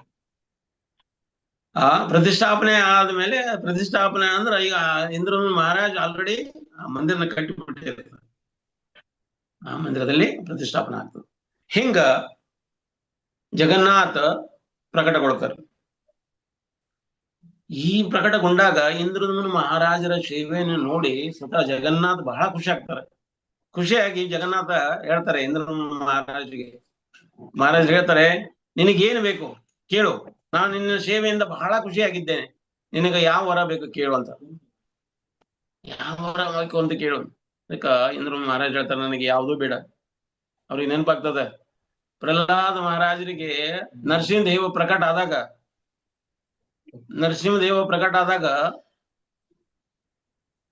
ನರಸಿಂಹದೇವ ಕೇಳ್ತಾರೆ, ನಿನಗೆ ಏನ್ ಬೇಕಾದ್ರೂ ವರ ಕೇಳ್ಕೊ. ಪ್ರಹ್ಲಾದ್ ಮಹಾರಾಜ್ ಹೇಳ್ತಾರೆ, ನನಗೆ ಯಾವ್ದು ವರ ಬೇಡ, ನಾನು ವರ ಕೇಳಿದ್ರೆ ವ್ಯಾಪಾರ ಆಗ್ತದ, ಬಿಸಿನೆಸ್ ಆಗ್ತದ, ಅದು ಭಕ್ತಿ ಅನ್ನೋದು ಬಿಸಿನೆಸ್ ಅಲ್ಲ ಅಂತ ಹೇಳ್ತಾರೆ. ಇಲ್ಲ ಇಂದ್ರನ ಮಹಾರಾಜರು ಕೂಡ ಅದನ್ನ ಹೇಳ್ತಾ ಇದಾರೆ, ನಾನು ಮಾಡಿರೋ ಸೇವಾ ನನ್ನ ಬಿಸಿನೆಸ್ ಅಲ್ಲ, ನಾನು ಯಾವ್ದು ನನಗೆ ಯಾವ್ದು ವರ ಬೇಡ, ಆದ್ರೂ ಕೂಡ ನಿನ್ನ ಸೇವೆ ಮೆಚ್ಚಿ ನಾನು ಬಹಳ ಖುಷಿಯಾಗಿದ್ದೇನೆ, ಏನಾದ್ರೂ ಕೇಳಿಕೊ ಅಂತ. ಹಾಗಾದ್ರೆ ನೀವು ಕೊಡೋದಾದ್ರೆ ನನಗೆ ಯಾವುದೇ ಸಂತಾನ ಕೊಡಬೇಡ. ಏನಿದು ಕೇಳುದು ಅಂತ ಎಲ್ಲರೂ ಬಂದ ಕೇಳ್ತಾರೆ. ಜನಂ ದೇಹಿ ಭಾರ್ಯ ದೇಹಿ ಅಂದ್ರೆ ಬೇಟಿ ಕೊಡು, ಮಗನ ಕೊಡು, ಗಾಡಿ ಕೊಡು, ಬಂಗ್ಲಾ ಕೊಡು, ನೌಕರಿ ಕೊಡು, ಚೌಕರಿ ಕೊಡು. ಎಲ್ಲರೂ ಬಂದು ಏನೆಲ್ಲ ಕೇಳ್ತಾರೆ. ನೀ ಬಂದು ಏನ್ ಕೇಳಲಿಕ್ಕೆ, ನನಗೆ ಯಾವ್ದು ಸಂತಾನನೇ ಕೊಡಬೇಡ ಅಂತ ಕೇಳ್ತಾ ಇದಿಲ್ಲೋ? ಹೌದು. ಯಾಕೆ ಅಂದ ಮಹಾರಾಜ್ ಹೇಳ್ತಾ ಇದ್ದಾರೆ, ಯಾಕೆ ಅಂದ್ರೆ ಈಗ ಶ್ರೀ ಮಂದಿರವನ್ನು ನಾನು ಕಟ್ಟಿಸಿದ್ದೀನಿ, ನಾನು ಕಟ್ಟಿಸಿದ ಅಂದ ಮೇಲೆ ನನಗೆ ಮುಂದೆ ಬರುವಂತ ಸಂತಾನ ಏನ್ ಮಾಡ್ತದೆ, ಅಥವಾ ಸಂತಾನ ಮುಂದೆ ಬಂದವ್ರು ಏನ್ ಮಾಡ್ತಾರೆ, ಇದು ನಮ್ಮಪ್ಪ ಕಟ್ಟಿರುವಂತ ಆಸ್ತಿ, ಈ ಗುಡಿ, ಈ ಟೆಂಪಲ್, ಈ ದೇವಸ್ಥಾನ ನಮ್ಮಪ್ಪನ ಆಸ್ತಿ, ಅಂದ್ರೆ ಈ ಆಸ್ತಿ ನನಗೆ ಸೇರಿದ್ದು. ಅಂದ್ರೆ ಜಗನ್ನಾಥ ಲಿಮಿಟ್ ಆಗ್ಬಾರ್ದು, ಲಿಮಿಟ್ ನೊಳಗೆ ಬರಬಾರ್ದು ಅಂತ, ಅನ್ಲಿಮಿಟೆಡ್ ಆಗ್ಬೇಕು. ಜಗನ್ನಾಥಕ ನಾಥ ನೀನು, ಈ ಗುಡಿ ಎಲ್ಲರಿಗಾಗಿನೂ ತೆರೆದಿರ್ಬೇಕು, ಎಲ್ಲರಿಗಾಗಿ ನೀನು ಜಗನ್ನಾಥ, ನನಗೊಬ್ಬವನಿಗೆಲ್ಲ. ಆದ್ದರಿಂದ ನನಗೆ ಸಂತಾನ ಬೇಡ ಅಂತ ಎರಡನೇ ವರ ಕೇಳ್ತಾರ ಅವರು. ಎರಡನೇ ವರ ಏನಪ್ಪಾ ಅಂದ್ರೆ, ಈ ಮಂದಿರ ಯಾವಾಗಲೂ, ಈ ಮಂದಿರದ ಜಾಗ ಏನಿದೆಯಲ್ಲ ಯಾವಾಗಲೂ ಖುಲ್ಲಾ ಇರ್ಬೇಕು, ಇದು ತೆರೆದೇ ಇರಬೇಕು, ಇದು ಬಂದ್ ಆಗ್ಬಾರ್ದು. ಯಾಕೆ ಬಂದ್ ಆಗ್ಬಾರ್ದು ಅಂದ್ರ ಎಲ್ಲರಿಗಾಗಿ ಇದು ಓಪನ್ ಆಗಿರ್ಲಿ, ನಿನ್ಗೆಲ್ಲರಿಗಾಗಿ ಈ ಕೃಪೆ ಕೊಡ್ತಾನೆ ಇರುವಂತ. ಅಂದ್ರೆ ಅಂದ್ರೆ ಈ ದರ್ವಾಜು ಬಂದಿತ್ತು ಅಂತಂದ್ರೆ, ಆ ಬಂದಿರುವಾಗ ಯಾರಾದ್ರೂ ಭಕ್ತರು ಬಂದ್ರೆ ನಿನ್ನ ಕೃಪೆ ಸಿಗುದಿಲ್ಲ. ಆದ್ದರಿಂದ ನಿನ್ನ ಕೃಪೆಗಾಗಿ ಇದು ಯಾವಾಗಲೂ ಓಪನ್ ಆಗಿರ್ಲಿ ಅಂತ, ಮಂದಿರದ ಬಾಗ್ಲ ಯಾವಾಗ್ಲೂ ಓಪನ್ ಆಗಿರ್ಲಿ ಅಂತ. ನೋಡಿ, ಮಂದಿರ ಯಾವಾಗ್ಲೂ ಓಪನ್ ಇರೋದ್ರ ನೋಡ್ರಿ. ರಾತ್ರಿ ಕೆಲವೊಮ್ಮೆ ಏನಾಗ್ತದೆ, 1 ಗಂಟೆ 2 ಗಂಟೆ ತನಕನೂ ಬಾಗ್ಲ ಹಂಗ ಓಪನ್ ಇರ್ತದೆ. ಭಗವಾನ್ ಅಲ್ಲಿವರೆಗೆ ಎದ್ದೇ ಇರ್ತಾರ ಅವರು. ಅಂದ್ರ ರಾತ್ರಿ ನೋಡ್ರಿ, ನಿಶಾಚರ್ರಿ ಯಾರು ಭಕ್ತರು, ಈಗೆಲ್ಲಿ ಹೊಂಟಿರ, ಭಗವಾನ್ ದರ್ಶನ ಕೊಂಡಿದ್ದೇವೆ. ಇಷ್ಟೊತ್ತಿನ ಭಗವಾನನ ದರ್ಶನ, ನಮ್ ಜಗನ್ನಾಥ ನಿಶಾಚಾರ ಅದಾನ, ನಾವು ಅವ್ರ ನಿಶಾಚಾರ ಇರ್ತೀವಿ. ಅವನ್ ದರ್ಶನ ಮಾಡ್ಲಿಕ್ಕೆ ಯಾವಾಗಾದ್ರೂ ಹೋಗ್ಬೋದು. ಅಂದ್ರೆ ಭಗವಾನ ಯಾವಾಗ್ಲೂ ದರ್ಶನ ಕೊಡ್ತಾರೆ. ರಾತ್ರಿ 1 ಗಂಟೆ 2 ಗಂಟೆಗೆ ಅವ್ರು ಏನಂತೆ ಮಲಗಿಸ್ತಾರೆ, ಶಯನ ಆರತಿ ಅವಾಗ ಆಗ್ತದ. ಅಂದ್ರೆ ಪರಮಾತ್ಮ ನೋಡ್ರಿ, ಕಾಲ ಟೈಮ್ ಅವನ್ನ ಅಂಡರ್ನೊಳಗೈತೆ. ನಾನೇ ಕಾಲ ಅಂತ ಹೇಳ್ತಾನೆ ಭಗವಾನ್. ನಾನೇ ಕಾಲ ಅಂದ್ರೆ ನನಗ್ ಬೇಕಾದಂಗೆ ನಾ ಇರ್ತೇನೆ. ಇಲ್ಲಿ ಯಾರು ನನಗೆ ನೀನು ಅಬ್ಜೆಕ್ಷನ್ ಮಾಡೋಂಗಿಲ್ಲ. ನಾನು ರಾತ್ರಿ ಯಾವಾಗ ಮಲಗ್ತೇನೆ, ಮತ್ತೆ ಬೆಳಗ್ಗೆ ಯಾವಾಗ ಹೇಳ್ತೇನೆ, 6 ಗಂಟೆಗೆ ಹೇಳ್ತೀನಿ, 7 ಗಂಟೆಗೆ ಹೇಳ್ತೀನಿ, ಯಾವಾಗಾದ್ರೂ ಹೇಳ್ತೇನೆ. ಭಗವಾನಿನ ಇಚ್ಛೆದ ಮೇರೆಗೆ ಅಲ್ಲೇ ಸೇವಾ ನಡೀತದೆ. ಲಿಮಿಟೆಡ್. ಈಗ ನಾವು ನಮ್ ಟೈಮ್ ಹಾಕಿರ್ತೇವೆ, ಭಗವಾನ್ ಇಷ್ಟ ಟೈಮ್ಕ ಮಲಗಿಸ್ಬೇಕು, ಇಷ್ಟ ಟೈಮ್ಕ ಆರತಿ ಆಗ್ಬೇಕು, ಇಷ್ಟ ಟೈಮ್ಕ ಭಗವಾನ್ ಹೇಳಿಸ್ಬೇಕು ಅಂತ ನಮ್ ಟೈಮ್. ಆ ಟೈಮ್ ಅನ್ನ ಮೀರಿ ನಾವು ಮಾಡೋದಿಲ್ಲ. ಇದನ್ನ ರಾಮಾನುಚಾರ್ಯರು 1 ಟೈಮ್ ನೋಡಿದ್ರಂತೆ ಜಗನ್ನಾಥಪುರಿ ಒಳಗೆ. ಓಹೋ, ಇವ್ರು ಮಾಡ್ತಾ ಇರೋದು ಸೇವೆ ಸರಿ ಇಲ್ಲ, ಯಾವುದು ಟೈಮ್ ನಲ್ಲಿ ಮಾಡ್ತಾ ಇಲ್ಲ ಇವರು, ಅದಕ್ಕೆ ಇವ್ರಿಗೆ ನಾವು ಕಲಿಸ್ಬೇಕು ಅಂತ, ರೀತಿ ರಿವಾಜಗಳನ್ನು ಕಲಿಸ್ಬೇಕು ಅಂತ ಪ್ಲಾನಿಂಗ್ ಮಾಡ್ಕೊಂಡ್ರು. ಅವತ್ತು ಅವ್ರು ಮಲಗಿದ್ರು. ನಿದ್ರೆ ಮಾಡ್ಬೇಕಾದ್ರ ಭಗವಾನ್ ಬಂದ್ರು, ಜಗನ್ನಾಥ್ ಬಂದು ಹೇಳ್ತಾರೆ, ನನ್ನ ಸೇವೆಯಲ್ಲಿ ನೀನು ಬಾಧ ತಂಬರ, ನೀನ್ ಯಾರೋ, ನನ್ನ ಸ್ವತಂತ್ರತೆಯಲ್ಲಿ ನೀನ್ ಯಾರು, ನನ್ನ ಸೇವೆ ಮಾಡ್ತಾ ಇರೋದು ನನಗೆ ಬಹಳ ಖುಷಿ ಇದೆ. ಅವ್ರು ಯಾವ್ದು ರೀತಿ ಮಾಡ್ತಾ ಇದ್ರೆ ಆ ಸೇವೆ ನನಗೆ ಬಹಳ ಖುಷಿ ಆಯ್ತಾ, ನೀ ಸೇವೆ ಕಲಿಸುವ ಅವಶ್ಯಕತೆ ಇಲ್ಲ, ಇಲ್ಲಿಂದ ಹೊರಟು ಹೋಗಂತ ಅಲ್ಲಿಂದ ಕಳಿಸಿದ್ರ. ಅವರು ಮುಂಜಾನೆ ಎದ್ದು ಕೂರ್ಮ ಸ್ಥಾನದೊಳಗಿದ್ರಂತೆ. ಅವ್ರು ಜಗನ್ನಾಥ ಪುರಿಯಿಂದ ಹೇಳ್ಕೊಂಡು ಬೆಳಗ್ಗೆ ಅವ್ರು ಎಲ್ಲಿದ್ರಂದ್ರೆ, ಎಲ್ಲಿ ಎದ್ರ ನಿದ್ದೆಯಿಂದ ಎದ್ದಾಗ ಅವರು ಕೂರ್ಮ ಸ್ಥಾನದಲ್ಲಿ ಇದ್ರಂತೆ. ಅಂದ್ರೆ ಜಗನ್ನಾಥನಿಗೆ ಯಾವುದೇ ರೀತಿ ರಿವಾಜುಗಳನ್ನು ಕಲಿಸ್ಲಿಕ್ಕೆ ಯಾರು ಹೋಗೋಂಗಿಲ್ಲ. ಭಗವಾನನ ಸ್ವ ಇಚ್ಛೆಯಿಂದ ಅವ್ರು ಇರ್ತಾರೆ ಅಂತ, ಅವ್ರ ಇಚ್ಛೆಯ ಮೇರೆಗೆ ಸೇವೆಗಳು ನಡೀತಾವಂತ. ಹಿಂಗ ಎರಡನೇ ವರ ಕೇಳಿದ್ರು, ಮಂದಿರ ಮುಚ್ಚಬಾರ್ದು ಅಂತ. ಮೂರನೇ ವರ, ನಿನ್ನ ಬೆರಳುಗಳು ಯಾವಾಗಲೂ ತಂಪಾಗಿರಲಿ ಅಂತ. ನಿನ್ನ ಬೆರಳುಗಳು ಒಣಗಬಾರ್ದು ಅಂದ್ರೆ ನೀವು ಯಾವಾಗ್ಲೂ ಪ್ರಸಾದ ತಗೊಳ್ತಾ ಇರ್ಬೇಕು. ಇದೆಲ್ಲ ಯಾರಿಗಾಗಿ? ನಮ್ಮ ಇಂದ್ರನ ಮಹಾರಾಜ್ ಯಾರಿಗೆ ಕೇಳಿದಾರೆ? ನಮ್ಗಾಗಿ ಕೇಳಿಸಿದಾರೆ. ನಿಮ್ಮ ಭಗವಾನನ ಕೈಗಳು ಒಣಗ್ಲಾ ಇರಲಿಲ್ಲ ಅಂದ್ರ ಭಗವಾನ್ ಯಾವಾಗ್ಲೂ ಪ್ರಸಾದ ತಗೊಳ್ತಾ ಇದ್ದಾರ, ಭಗವಾನ್ ಪ್ರಸಾದ ತಗೊಳ್ತಾರ ಅಂದ್ರೆ ನಮಗೂ ಪ್ರಸಾದ ಸಿಗ್ತದಂತ. ಹಿಂಗ ಸ್ನಾನ ಯಾತ್ರೆ ನಡೀತದ. ಸ್ನಾನ ಯಾತ್ರೆ ಯಾವಾಗ ನಡೀತದ? ತ್ರಯೋದಶಿ ಎಂದು ಸ್ಟಾರ್ಟ್ ಆಗ್ತದೆ. ಜಗನ್ನಾಥನಿಗೆ ಬಡ ಶೃಂಗಾರ ವೇಷ ಮಾಡ್ತಾರೆ. ಶೃಂಗಾರ ವೇಷ ಅಂತಂದ್ರೆ, ಶೃಂಗಾರ ವೇಷ ಭಗವಾನನಿಗೆ ನೋಡ್ರಿ, ಶೃಂಗಾರ ವೇಷ ಮಾಡಿ ಆಮೇಲೆ ಚತುರ್ದಶಿಯ ದಿನ, ಆಕ್ಚುಲಿ ಇದನ್ನ ಇಂದ್ರಧನು ಮಹಾರಾಜರಿಗೆ ಹೇಳಿದ್ರಂತೆ. ಇಂದ್ರಧನು ಮಹಾರಾಜರಿಗೆ, ನೀನು ಈ ಬಾವಿಯಿಂದಾನ ನೀರ್ ತಮ್ಮಂದು ಸ್ನಾನ ಮಾಡಿಸ್ಬೇಕು. ಯಾವ ಬಾವಿ? ಕೊಯ್ಲಾ ವೈಕುಂಠ ಅಂತ. ಕೊಯ್ಲಾ ವೈಕುಂಠ ಉತ್ತರ ದ್ವಾರದಲ್ಲಿ ಕೆಳಗಡೆ ಇರುವಂತ ಬಾವಿ. ಆ ಬಾವಿಯ ನೀರನ್ನ ನನಗೆ ತಂದು ಸ್ನಾನ ಮಾಡಿಸ್ಬೇಕಂತ. ಆ ಬಾವಿ ಪಬ್ಲಿಕ್ಕಿಗೆ ಯಾರಿಗೂ ಅಲೌಡ್ ಇಲ್ಲ. ಅದು ಬಾವಿ ಇಡೀ ವರ್ಷ ಮುಚ್ಚಿರ್ತದ. ಇಡೀ ಬಾವಿ ಮುಚ್ಚಿರ್ತದ. ಯಾವಾಗ ಸ್ನಾನ ಮಾಡಿಸ್ಬೇಕಂತ ಹಿಂದಿನ ದಿನ ಇರ್ತದಲ್ಲ, ಅದ ತ್ರಯೋದಶಿಯ ದಿನ ತ್ರಯೋದಶಿ ದಿನ 100 ಜನ ಒಂದು ಮನೆ ಎಲ್ಲಾ ಭಕ್ತರು ಹೋಗಿ ಅವ್ರು ಏನ್ ಮಾಡ್ತಾರ, ನೀರನ್ನ ಬಾವಿಯಿಂದ ಎಲ್ಲ ನೀರ್ ಖಾಲಿ ಮಾಡ್ತಾರ ಪೂರ. ಯಾಕಂದ್ರೆ ಒಂದ್ ವರ್ಷವಿಡೀ ನೀರ್ ಹಾಗೆ ನಿಂತಿರ್ತದ, ಅದು ಮಲ್ತು ಹಾಳಾಗಿರ್ಬಹುದು, ಅದಕ್ಕೆ ಭಗವಾನನಿಗೆ ಹೊಸ ನೀರು ಬೇಕು ಅಂತ ಅದಷ್ಟು ನೀರ್ ಖಾಲಿ ಮಾಡ್ತಾರ. ಒಂದ್ ರಾತ್ರಿಯಲ್ಲಿ ಆ ಬಾವಿ ಮತ್ತೆ ತುಂಬ್ಕೊಂಡ್ಬಿಡ್ತದ. ಯಾಕೆ ತುಂಬ್ಕೊಳ್ತದ ಅಂದ್ರೆ ಈ ಜಗತ್ತಿನ ಈ ಸಂಸಾರದಲ್ಲಿ ಎಷ್ಟೆಲ್ಲಾ ತೀರ್ಥಗಳದಾವು, ಎಲ್ಲಾ ತೀರ್ಥಗಳು ಬಂದು ಆ ಬಾವಿಯಲ್ಲಿ ಸಮಾಗಮ ಆಗ್ತಾವ. ಯಾಕಂದ್ರ ಭಗವಾನನ ಮೈ ಸ್ಪರ್ಶ ಮಾಡುವಂತ ಒಂದು ಅವಕಾಶ ನಮಗ್ ಸಿಗ್ತದ. ಅದಕ್ಕೆ ಎಲ್ಲಾ ಜಗತ್ತಿನೊಳಗೆ ಏನೆಲ್ಲ ತೀರ್ಥಗಳದಾವು ಎಲ್ಲ ಓಡ್ತಾ ಬಂದು ಅದರಲ್ಲಿ ಮರ್ಜ್ ಆಗ್ತಾವಂತ. ಎಲ್ಲಾ ತೀರ್ಥಗಳು ಭಗವಾನನ ಒಂದು ಸ್ಪರ್ಶ ಸಿಗ್ತಾವ ನಮಗಂತ.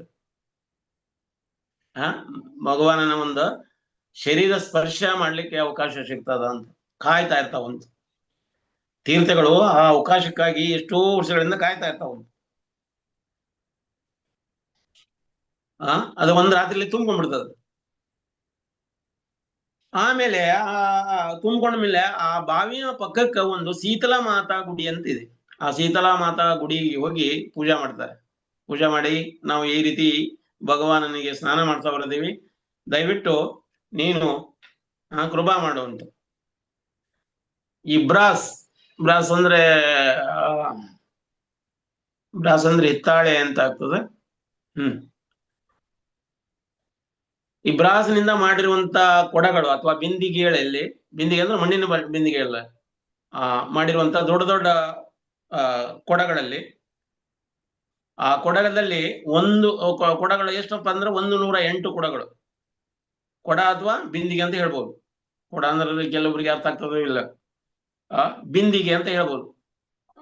ನೀರು ತುಂಬಲಿಕ್ಕಿರುವಂತ ಮೊದಲಿನ ಸಾಧನ. ಈಗ ಎಲ್ಲ ಯಾರ ಮನೆಯಲ್ಲೇನೋ ಉಳಿದಿಲ್ಲ, ಎಲ್ಲ ಈಗ ಆ ಜಾಗ ಬೇರೆ ಬೇರೆ ಪ್ಲಾಸ್ಟಿಕ್ ಎಲ್ಲ ತುಂಬ್ಕೊಂಡ್ಬಿಟ್ಟಿದಾವೆ. ಇವಾಗ ಪ್ಲಾಸ್ಟಿಕ್ ಪಾತ್ರೆಗಳು, ಸ್ಟೀಲ್ ಪಾತ್ರೆಗಳು ಎಲ್ಲ ತುಂಬಿಕೊಂಡಿದ್ದವು. ಬಿಂದಿಗೆ ಅಂದ್ರೆ ಮಣ್ಣಿನಿಂದ ಮಾಡಿರುವಂತ ಬಿಂದಿಗೆ. ಬಿಂದಿಗೆ ಅಂದ್ರೆ ಈಗ ಮೆಟಲ್ ನಿಂದ ಮಾಡಿರುವಂತ ಬಿಂದಿಗೆಗಳು ಅಥವಾ ಕೊಡಪಾನ ಅಂತ ಹೇಳ್ತಾರೆ, ಕೊಡ ಅಂತ ಹೇಳ್ತಾರೆ. ಶರೀಫ್ ಸಾಹೇಬ್ರು ಅಂತಿದ್ರು, ಏನ್ ಕೊಡವ ಈ ಚಂದೋಳಿ ಕೊಡ, ಏನ್ ಕೊಡ ಅಂತ ಒಂದೊಂದು ಭಜನೆ ಹೇಳ್ತಾರ ಅವ್ರು ಕೊಡ ಅನ್ನುವಂತ ಶಬ್ದಕ್ಕೆ. ಹಿಂಗ 108 ಕೊಡಗಳಲ್ಲಿ ನೀರನ್ನು ತುಂಬಿಕೊಂಡು ಬರ್ತಾರೆ. ಎಲ್ಲಿಗೆ? ಭೋಗ ಮಂಟಪಕ್ಕೆ ತುಂಬಿರ್ತಾರ. ಅದನ್ನ ಆ ಭೋಗ ಮಂಟಪದಲ್ಲಿ ಅದನ್ನ ಪೂಜೆ ಸಲ್ಲಿಸ್ಲಿಕ್ಕೆ ಇಡ್ತಾರೆ. ಆ ಪೂಜೆದಲ್ಲಿ ಏನ್ ಮಾಡ್ತಾರೆ, ಪೂಜೆ ಮಾಡಿದ್ಮೇಲೆ ಹಳದಿ ಅಂದ್ರೆ ಅರಿಶಿಣದಿಂದ, ಚಂದನದಿಂದ, ಅಗುರು ಅಂದ್ರ ಅಗದಿ ಸೈಂಟ್ ಆಗಿ ಸುಗಂಧಿತ ದ್ರವ್ಯ, ಆ ಸುಗಂಧಿತ ದ್ರವ್ಯಗಳಿಂದ ಅದನ್ನ ಪೂಜೆ ಮಾಡ್ತಾರೆ. ಒಂದ್ ರಾತ್ರಿ ಮತ್ತೆ ಅಲ್ಲಿ ಇರ್ತದೆ. ಆಮೇಲೆ ಆದಿವಾಸ ಅಂದ್ರ ಭಗವಾನನ ಡ್ರೆಸ್ಗಳು, ಭಗವಾನಿಗೆ ಹಾಕಿಕೊಳ್ಳುವಂತ ಆಭರಣಗಳು, ಅವನ ಪಾದುಕಗಳು, ಅವನ್ನೆಲ್ಲವೂ ಕರೆಕ್ಟ್ ಆಗಿ ಇಡ್ತಾರ. ಭಗವಾನನ ಮುಂದೆ ಇಡ್ತಾರ, ತೋರಿಸ್ತಾರ. ನೋಡಪ್ಪ, ನಿನಗೆ ಈ ಡ್ರೆಸ್ ಸರಿ ಹೊಂತದ, ಈ ಸೈಜ್ ಕರೆಕ್ಟ್ ಇದೆಯಾ, ಈ ಆಭರಣ ಇದು ಸೂಕ್ತದನ, ನಿನಗೆ ಯಾವ್ದು ಲೈಕ್ ಆಗ್ತದೆ ಹೇಳು, ನಿನಗೆ ಯಾವ್ದು ಲೈಕ್ ಆಗ್ತದೆ ಅಂತ. ಅಂದ್ರೆ ಭಗವಾನನಿಗೆ ನಾವು ಬಟ್ಟೆಯನ್ನು ತೋರಿಸಿ ಇದು ನಿನಗೆ ಲೈಕ್ ಆಗ್ತದನು, ಇದನ್ನ ನಿನಗೆ ತೋರಿಸ್ತೇನೆ ಅಂತ ಭಗವಾನ್ ಯಾವ ಸೆಲೆಕ್ಟ್ ಮಾಡ್ತಾರೆ ಅದನ್ನ, ಆ ಬಟ್ಟೆಗಳನ್ನ ಧಾರಣ ಮಾಡ್ಲಿಕ್ಕೆ ಆದಿವಾಸ ಅಂತ ಕರೀತಾರೆ. ಆದಿವಾಸ ಅಂತ. ಇದನ್ನ ಮತ್ತೆ 3ನೇ ದಿನಕ್ಕೆ ಏನ್ ಮಾಡ್ತಾರೆ, ಪಹಂಡಿ ಉತ್ಸವ ಅಂತ. ಪಹಂಡಿ ಅಂದ್ರೆ ಜಗನ್ನಾಥ ರಥದಿಂದ ಕೆಳಗೆ ಇಳಿಸ್ಕೊಂಡ್ ಬರ್ತಾರೆ. ಎಲ್ಲಿಂದ ಬಂದಿದ್ದಾರೆ? ಈಗ ಗುಂಡೀಚಾ ಮಂದಿರದಿಂದ ರಥದೊಳಗೆ ಬಂದು ನಿಲ್ಲಿಸಿದ್ದಾರೆ. ರಥದಲ್ಲಿ ಇರುವಂತವನ್ನ ಕೆಳಗೆ ಇಳಿಸ್ಕೊಂಡ್ ಬರ್ತಾರೆ ನೋಡ್ರಿ. ಆ ಇಳಿಸ್ಕೊಂಡ್ ಬರುವಂತ ಉತ್ಸವಕ್ಕ ಪಹಂಡಿ ಉತ್ಸವ ಅಂತ ಕರೀತಾರೆ. ಈ ಪಹಂಡಿ ಉತ್ಸವವನ್ನ ಹೇಗಪ್ಪ ಅಂದ್ರ ಶಬರರ ಸರ್ದಾರ ಅಂದ್ರ ಆದಿವಾಸಿ ಜನಾಂಗದ ಮುಖ್ಯಸ್ಥರು, ಅವರು ಮುಕುಟ ಅಂದ್ರ ಕಿರೀಟವನ್ನ ಹಾಕೊಳ್ತಾರೆ. ಒಂದ್ ರೀತಿ ಬಿದಿರಿನಿಂದ, ಗರಿಗಳಿಂದ, ಹಕ್ಕಿಯ ಫೆದರ್ ಅಥವಾ ಗರಿ, ಹಕ್ಕಿಯ ಗರಿಗಳಿಂದ ಅವರು ಒಂದು ಕಿರೀಟ ಮಾಡಿರ್ತಾರ. ಅವ್ರು ಕಿರೀಟ ಒಂದು ಮನೆಯ ಕಾಡಿನಲ್ಲಿ ಸಿಗುವಂತ ವಸ್ತುಗಳಿಂದ ಅವ್ರಿಗೆಲ್ಲ ಕಿರೀಟ ಇರ್ತದೆ. ಆ ಕಿರೀಟ ಮಾಡಿರ್ತಲ್ಲ, ಅಂತ ಕಿರೀಟಗಳನ್ನ ಜಗನ್ನಾಥ್ ಧಾರಣ ಮಾಡ್ತಾನೆ. ಅವನ್ ಕಿರೀಟ ಇರ್ತದ, ಆ ಜಗನ್ನಾಥ ಎಷ್ಟು ದೊಡ್ಡ ಇರ್ತದ ಅದಕ್ಕಿಂತ ಎತ್ತರ ಇರ್ತದ ಕಿರೀಟ. ಅವನ್ನ ನಡೆಸ್ಕೊಂಡ್ ಬರ್ಬೇಕಾದ್ರೆ ಆ ಕಿರೀಟ ಏನಾಗ್ತದಿಲ್ಲ, ಈಗ ಫೆದರಿಂಗ್ ಆಗ್ತದ ಅದು. ಜಗನ್ನಾಥನ ಹೆಂಗ ಟಕ್ಕು ಟಕ್ಕು ಟಕ್ಕು ಟಕ್ಕು ಟಕ್ಕು ಟಕ್ಕು ನಡೆಸ್ತಿರ್ತಾರ. ನಡೆಸ್ಕೊಂಡ್ ಬರ್ಬೇಕಾದಾಗ ಅವನ ಮೇಲಿರುವಂತ ಮುಕುಟದಲ್ಲಿರುವಂತ ಮುಕುಟ ಏನಾಯ್ತಲ್ಲ ಹಿಂಗ ಬೀಸ್ತಾ ಇರ್ತದ. ಮತ್ತೆ ಈ ರೀತಿ ಪಹಂಡಿ ಉತ್ಸವ 6 ಬಾರಿ ನಡೀತದ. ಈಗ ಪಹಂಡಿ ಉತ್ಸವ ಅಂದ್ರೆ ಈ ಸ್ನಾನಕ್ಕೆ ಬರುವಂತದ್ದು. ಈಗ ಸ್ನಾನಕ್ಕೆ ಬರ್ಬೇಕಾದ್ರ ಸ್ನಾನದಲ್ಲಿ ಆ ನೀರು ತುಂಬಿರುವಂತ ಕೊಡಗಳಿರ್ತಾವಲ್ಲ, ಅವು ಎಷ್ಟು ಇರ್ತಾವು? 108. 108 ಅಂದ್ರೆ ಒಬ್ರಿಗೆ ಇಂತಿಷ್ಟು ಅಂತ ಲೆಕ್ಕದ. ಸುದರ್ಶನನಿಗೆ ಅಂದ್ರೆ ಸುದರ್ಶನ ಚಕ್ರಕ್ಕ 18 ಬಿಂದಿಗೆ, ಸುಭದ್ರಾ ದೇವಿಗೆ 22 ಬಿಂದಿಗೆ, ಬಲದೇವನಿಗೆ 33 ಬಿಂದಿಗೆ, ಜಗನ್ನಾಥನಿಗೆ 35 ಬಿಂದಿಗೆ. ಬಿಂದಿಗೆ ಅಂದ್ರೆ ಕೊಡ. ಟೋಟಲ್ ಎಷ್ಟಾಯ್ತು? 108. ಅವು ಏಕ್ದಮ್ ಥಂಡ ಪಾನಿ ಇರ್ತದಂತ. ಆ ಬಾವಿಯ ನೀರ್ ಏನದಲ್ಲ ಬಹಳ ಥಂಡ್ ಇರ್ತದ. ಆ ಬಾವಿಯ ಎಲ್ಲಿಂದ ಅದು? ಕುಯಿಲಾ ವೈಕುಂಠ ಉತ್ತರ ದ್ವಾರದಲ್ಲಿರುವಂತ ಬಾವಿ. ಅದು ಸ್ವರ್ಣ ನಾಮದ ಬಾವಿ. ಅದರ ಹೆಸರು ಸ್ವರ್ಣ ಅಂತ ಹೆಸರು. ಅಲ್ಲಿಂದ ನೀರು ತಗೊಂಡಿದ್ದಾರ. ಅದು ಬಹಳ ಥಂಡ್ ಆಗಿದೆ. ಹಿಂಗ ಭಗವಾನನ ಆ ತಂಪಾದ ನೀರಿನಿಂದ ಮತ್ತೆ ಸೆಂಟೆಡ್ ಅವೆಲ್ಲ ನೋಡ್ರಿ, ಅದರಲ್ಲಿ ಸುಗಂಧ ದ್ರವ್ಯಗಳನ್ನು ಉಪಯೋಗ ಮಾಡಿರ್ತಾರ. ಹರೇ ಕೃಷ್ಣ ಪ್ರಭು, ಒಂದ್ ಸೆಕೆಂಡ್. Yes madam. ಜಗನ್ನಾಥನ್ಗೆ 35. 35. ಮತ್ತೆ ಬಲರಾಮನ್ಗೆ 33. ಸುಭದ್ರ ದೇವಿಗೆ 22. ಸುದರ್ಶನನಿಗೆ 18. ಸರಿಪ್ಪ. ಸರಿ, ಟೋಟಲ್ 108. ಸರಿ ಪ್ರಭು. ಸುದರ್ಶನಿಗೆ 18. 18. ಸರಿ ಪ್ರಭು. ಜಗನ್ನಾಥನ ಶೃಂಗಾರ ಮಾಡಿರ್ತಾರಲ್ಲ. ಈಗ ಅವನಿಗೆ ಜಗನ್ನಾಥನಿಗೆ ಬಣ್ಣ ಹಚ್ಚಿರ್ತಾರೆ ನೋಡಿ, ಕಣ್ಣುಗಳನ್ನು ತೆಗೆದಿರ್ತಾರೆ. ಅವೆಲ್ಲ ಆ ಬಣ್ಣಗಳೆಲ್ಲ ನೈಸರ್ಗಿಕವಾದ ಬಣ್ಣಗಳು, ನೈಸರ್ಗಿಕವಾಗಿರುವಂತದ್ದು. ಅದರಲ್ಲಿ ಕೆಮಿಕಲ್ ಬಣ್ಣ ಅಲ್ಲ. ಈಗ ನಾವು ಪೇಂಟ್ ಮಾಡಿರ್ತೇವಲ್ಲ, ಇವು ಕೆಮಿಕಲ್ ಪೇಂಟ್ ಆ ರೀತಿ ಅಲ್ಲ. ಒರಿಜಿನಲ್ ವಿಗ್ರಹಗಳಿಗೆ ಏನೈತಲ್ಲ, ಅದು ನೈಸರ್ಗಿಕ ಬಣ್ಣಗಳನ್ನು ಉಪಯೋಗ ಮಾಡ್ತಾರೆ. ಆ ನೈಸರ್ಗಿಕ ಬಣ್ಣ ಏನದಲ್ಲ, ಯಾವಾಗ ಭಗವಾನನಿಗೆ ಸ್ನಾನ ಮಾಡಿಸ್ತಾರೆ, ಆ ನೈಸರ್ಗಿಕ ಬಣ್ಣಗಳು ಏನಾಗ್ತವು? ತೊಳೆದು ಹೋಗ್ಬಿಡ್ತಾವು. ಅವಾಗ ಏನಂತೆ, ಭಗವಾನ್ ಐನಾದಲ್ಲಿ ನೋಡ್ತಾರಂತೆ. ಭಗವಾನ್ ಜಗನ್ನಾಥ್ ನೋಡ್ಕೊಳ್ತಾರೆ. ನೋಡ್ಕೊಂಡ್ರೆ ಅವನ ಮಗನ ಬಣ್ಣ ಕಣ್ಣು ಇಲ್ಲ ಅಂದ್ರೆ, ಈಗ ನೋಡ ಸ್ನಾನ ಮಕ್ಕಳಿಗೆ ನಾವು ಕಾಡಿಗೆ ಹಚ್ಚಿರ್ತೇವೆ. ಕಾಡಿಗೆ ಮೇಲೆ ಸ್ನಾನ ಮಾಡಿದಾರೆ. ಕಾಡಿಗೆ ತೊಳೆದು ಹೋಗ್ಬೇಕಾದ್ರೆ ಅದೆಲ್ಲ ಕಣ್ಣಿ ಮೇಲೆ, ಗೆಲ್ಲದ ಮೇಲೆ ಎಲ್ಲ ಕೆಳಗೆ ಹತ್ಕೊಂಡ್ಬಿಡ್ತದೆ. ನೋಡ್ಲಿಕ್ಕೆ ಮುಖ ಎಲ್ಲ ವಿಕಾರವಾಗಿ ಕಾಣ್ತದೆ. ಆಮೇಲೆ ಒಳ್ಳೆ ರೀತಿ ಸ್ನಾನ ಮಾಡಿಸಿ ಮತ್ತೆ ಅವ್ರು ಶೃಂಗಾರ ಮಾಡಿದ್ರೆ ಆಮೇಲೆ ಚಂದಾಗಿ ಕಾಣ್ತಾರೆ. ಇಲ್ಲೇ ಜಗನ್ನಾಥಿಗೂ ಕೂಡ ಹಂಗ ಆಗ್ತದೆ. ಅವನೆಲ್ಲ ಬಣ್ಣ ಎಲ್ಲ ಕಳಿಸ್ಕೊಂಡು ಹೋಗ್ಬಿಡ್ತದೆ. ಮುಖದ ಮೇಲೆ ಒಂದ್ ರೀತಿ ಪಿಂಪಲ್ಸ್ ಬಂದಂಗ ಆಗ್ತದೆ. ನಾನು ಈಗ 15 ದಿನದವರೆಗೆ ನಾನು ಯಾರಿಗೂ ಮುಖ ತೋರಿಸುವುದಿಲ್ಲಂತೆ. ನಾನು ಯಾರು ದರ್ಶನ ಮಾಡೋಂಗಿಲ್ಲ. 15 ದಿನದವರೆಗೂ ಅವ್ರನ್ನ ದರ್ಶನ ಮಾಡ್ಲಿಕ್ಕೆ ಅಲೌಡ್ ಮಾಡೋದಿಲ್ಲ. ಆ ಟೈಮ್ನಲ್ಲಿ ಭಕ್ತರು ಹಿಂದಿನಿಂದ ಅವ್ರ ಭಗವಾನನ ಸೇವಾ ಮಾಡ್ತಾನೆ ಇರ್ತಾರೆ. ಮಾಡ್ತಾ ಇರ್ಬೇಕಾದ್ರೆ ಆವಾಗ ಗಜಧಾರಣ ಮಾಡ್ತಾರೆ. ಗಜವೇಷ ಧಾರಣ ಅಂತ. ಗಜವೇಷ ಧಾರಣ ಅಂದ್ರೆ ಆನೆ ರೀತಿ. ಆನೆ ಅಂದ್ರೆ ಇಲ್ಲಿ ಗಣಪತಿ ರೀತಿ ಅವರಿಗೆ ವೇಷ ಧಾರಣೆ ಮಾಡ್ತಾರೆ. ಆ ಟೈಮ್ನಲ್ಲಿ ಅವರಿಗೆ ಒಳ್ಳೆ ಭೋರಿ ಬಿಜನ ಅಂದ್ರೆ ಸಖತ್ತಾಗಿ ತಿಂತಾರಂತೆ ಜಗನ್ನಾಥ್. ಖೂಬ್ ಕಾಯಕ ಜಾಸ್ತಿ ತಿಂತಾರೆ. ಇಷ್ಟೊಂದು ತಿಂತಾರೆ ಅಂದ್ರೆ ತಿಂದು ಅಪಚನ ಆಗ್ಬಿಡ್ತದೆ, ಇಂಡೈಜೆಷನ್ ಆಗ್ಬಿಡ್ತದೆ. ಯಾವಾಗ ಇಂಡೈಜೆಷನ್ ಆಗ್ತದ, ಇಂಡೈಜೆಷನ್ ಆಗಿ ಅವ್ರಿಗೆ ಜ್ವರ ಬಂದ್ಬಿಡ್ತದೆ. ಯಾವಾಗ ಜ್ವರ ಬರ್ತದೆ, ಜ್ವರ ಬಂದ ಮೇಲೆ 15 ದಿನ ಮಲಗಿ ಬಿಡ್ತಾರ ಅವ್ರು. 15 ದಿನನೂ ಕೂಡ ಹಿಂದಿನಿಂದ ಸೇವೆ ಮಾಡ್ತಾ ಇರ್ತಾರೆ ಭಕ್ತರು. ಯಾವಾಗ ಆರಾಮ್ ಇರೋದಿಲ್ಲ, ಯಾವಾಗ ಪೇಷಂಟ್ ಆಗಿರ್ತಾರ, ಅವರಿಗೆ ಸುಶ್ರುತೆ ಅಥವಾ ಸೇವೆ ಜಾಸ್ತಿ ಮಾಡಬಹುದು. ಹಿಂದಿನಿಂದ ಬರ್ತಾರೆ ವೈದ್ಯರು, ಬಂದು ಭಗವಾನನ ಕೈ ಹಿಡಿದು, ನಾಡಿ ಮಿಡಿತ ಹಿಡಿದು, ಇವ್ರಿಗೆ ಜ್ವರ ಇನ್ನೂ ಜಾಸ್ತಿ ಇದೆ, ಹೈ ಟೆಂಪರೇಚರ್ ಇದೆ ಇರೋದನ್ನ ಖಾತ್ರಿ ಮಾಡ್ತಾರ. ಮತ್ತೆ ಅವ್ರಿಗೆ ಏನೈತಿ, ಆ ಬಿಮಾರಿಕ ಔಷಧ, ಆ ರೋಗಕ್ಕೆ ಔಷಧ ಏನ್ ಔಷಧ ಹೇಳ್ತಾರೆ? ನೀಮ್ ಪತ್ತದಿಂದ, ಈಗ ಬೇವಿನ ಎಲೆಯಿಂದ ಮಾಡಿರುವಂತ ಔಷಧ, ಕಷಾಯ, ಮೆಡಿಸಿನ್ ಹರ್ಬ್ಸ್ ಅಂದ್ರೆ ಗಿಡಮೂಲಿಕೆಗಳಿಂದ ತಯಾರು ಮಾಡಿರುವಂತ ಕಷಾಯ, ಜ್ಯೂಸ್, ಡ್ರಿಂಕ್ಸ್, ಕಾಡ ಕಷಾಯ, ಈ ರೀತಿ ಎಲ್ಲವನ್ನು ಜಗನ್ನಾಥನಿಗೆ ಕುಡಿಸ್ತಾ ಹೋಗ್ತಾರೆ. ಸ್ಪೆಷಲ್ ಕೆಟಗರಿ ಒಳಗ ಟ್ರೀಟ್ ಮಾಡ್ತಾರೆ ಅವರು. ಹಿಂಗ್ ಟ್ರೀಟ್ ಮಾಡ್ತಾ ಇರ್ಬೇಕಾದ್ರೆ ಇದನ್ನ ಟ್ರೀಟ್ ಮಾಡುವಂತದನ್ನು ಕೂಡ ಅನ್ನ ಅವಸರ ಅಂತ ಕರೀತಾರೆ. ಫೆಸ್ಟಿವಲ್ ಅನ್ನ ಅವಸರ. ಈ ಅನ್ನ ಅವಸರ ಸೇವಾ ಮಾಡ್ಲಿಕ್ಕೆ ಸ್ಪೆಷಲ್ ಕೆಟಗರಿ ಆಗಿರುವಂತ ಶಬರರನ್ನ ಆಯ್ಕೆ ಮಾಡ್ತಾರಂತೆ. ಈಗ ನೋಡಿ, ಶಬರರು ಅಂದ್ರೆ ಈಗ ನಾವು ನಮ್ಮ ಒಂದು ಸಮಾಜದೊಳಗೆ ಅವ್ರನ್ನೇಂತಿ ಕೆಳಗಿಟ್ಟಿದ್ದೇವೆ, ನೀಚ ಅನ್ಕೊಂಡಿದ್ವಿ. ಪರಮಾತ್ಮನ ದೃಷ್ಟಿಯೊಳಗ ಯಾವ್ದೋ ಶೂದ್ರನೂ ಅಲ್ಲ, ಯಾರೋ ಇವರು ಅಲ್ಲ. ಆತ್ಮದ ಒಂದು ದೃಷ್ಟಿಯೊಳಗೆ ಯಾರು ನಾವು, ಯಾರು ಶಬರರು ಅಲ್ಲ, ಯಾವ ಕೆಟಗರಿಗಳೇನಿಲ್ಲ. ಆದ್ರೆ ಸಮಾಜದ ದೃಷ್ಟಿಯೊಳಗೆ ನಾವು ಏನ್ ಕೆಟಗರಿ ಮಾಡ್ಕೊಂಡಿದೀವಿ, ಆ ಟೈಮ್ನಲ್ಲಿ ಇದರಲ್ಲಿ ಈ ಸೇವೆಯನ್ನು ಶಬರರಿಗೆ ಆಗಿ ಕೊಡ್ತಾರಂತೆ. ಇನ್ನು ನೋಡ್ರಿ, ಈಗ ವಿಶ್ವ ಬಸು ಅಂತ ಯಾವಾಗ ನೀಲ ಮಾಧವ ಅಂತ ಇದ್ರು ಭಗವಾನ್ ಅಲ್ಲೇ ವಿದ್ಯಾಪತಿಯನ್ನು ಹುಡುಕ್ಲಿಕ್ಕೆ ಹೋಗಿದ್ರು, ಆ ಟೈಮ್ನಾಗ ವಿಶ್ವ ಬಸು ಭಗವಾನಲ್ಲಿ ಅಗ್ದಿ ಗೋಗಿರ್ದು ಪ್ರಾರ್ಥನಾ ಮಾಡ್ತಾರಂತೆ. ಹೇ ಭಗವಾನ್, ನಮ್ಮ ಸೇವೆಯನ್ನು ಬಿಟ್ಟು ನೀನು ಅಂದ್ರೆ ನಮ್ಗೆ ಸೇವೆ ಕೊಡೋದನ್ನ ಬಿಟ್ಟು ನೀನು ಹೋಗ್ಬಿಡ್ತೀಯ, ದಯವಿಟ್ಟು ಹೋಗ್ಬೇಡ, ನಾನು ಬಿಟ್ಟು ಹೋಗೋಂಗಿಲ್ಲ ನೀನು ಅಂತ ಪ್ರಾರ್ಥನಾ ಮಾಡ್ತಾರ. ಅವ್ರು ಪ್ರಾರ್ಥನೆ ಮಾಡ್ಬೇಕಾದ್ರ ವಿಶ್ವ ಬಸುಗೆ ಭಗವಾನ್ ಅಭಯ ಕೊಡ್ತಾರೆ. ಚಿಂತೆ ಮಾಡ್ಬೇಡ, ನಾನು ನಿಮಗಾಗಿ ನಾನು 1 ತಿಂಗಳ ಸೇವೆ ಮೀಸಲಿಡ್ತೀನಿ, ನಿಮಗಾಗಿ 1 ತಿಂಗಳ ಸೇವೆ ಮೀಸಲಿಡ್ತೀನಿ, ನಿಮ್ಗ ಆ ಸೇವೆ ಯಾವಾಗ್ಲೂ ಸ್ವೀಕಾರ ಮಾಡ್ತೀನಿ. ಅದಕ್ಕೆ 1 ತಿಂಗಳವರೆಗೂ ಈ ಶಬರರು ಸೇವಾ ಮಾಡ್ತಾರೆ. ಭಗವಾನ್ ಏನ ಈ 15 ದಿನ ಆರಾಮ ಇರೋದಿಲ್ಲ,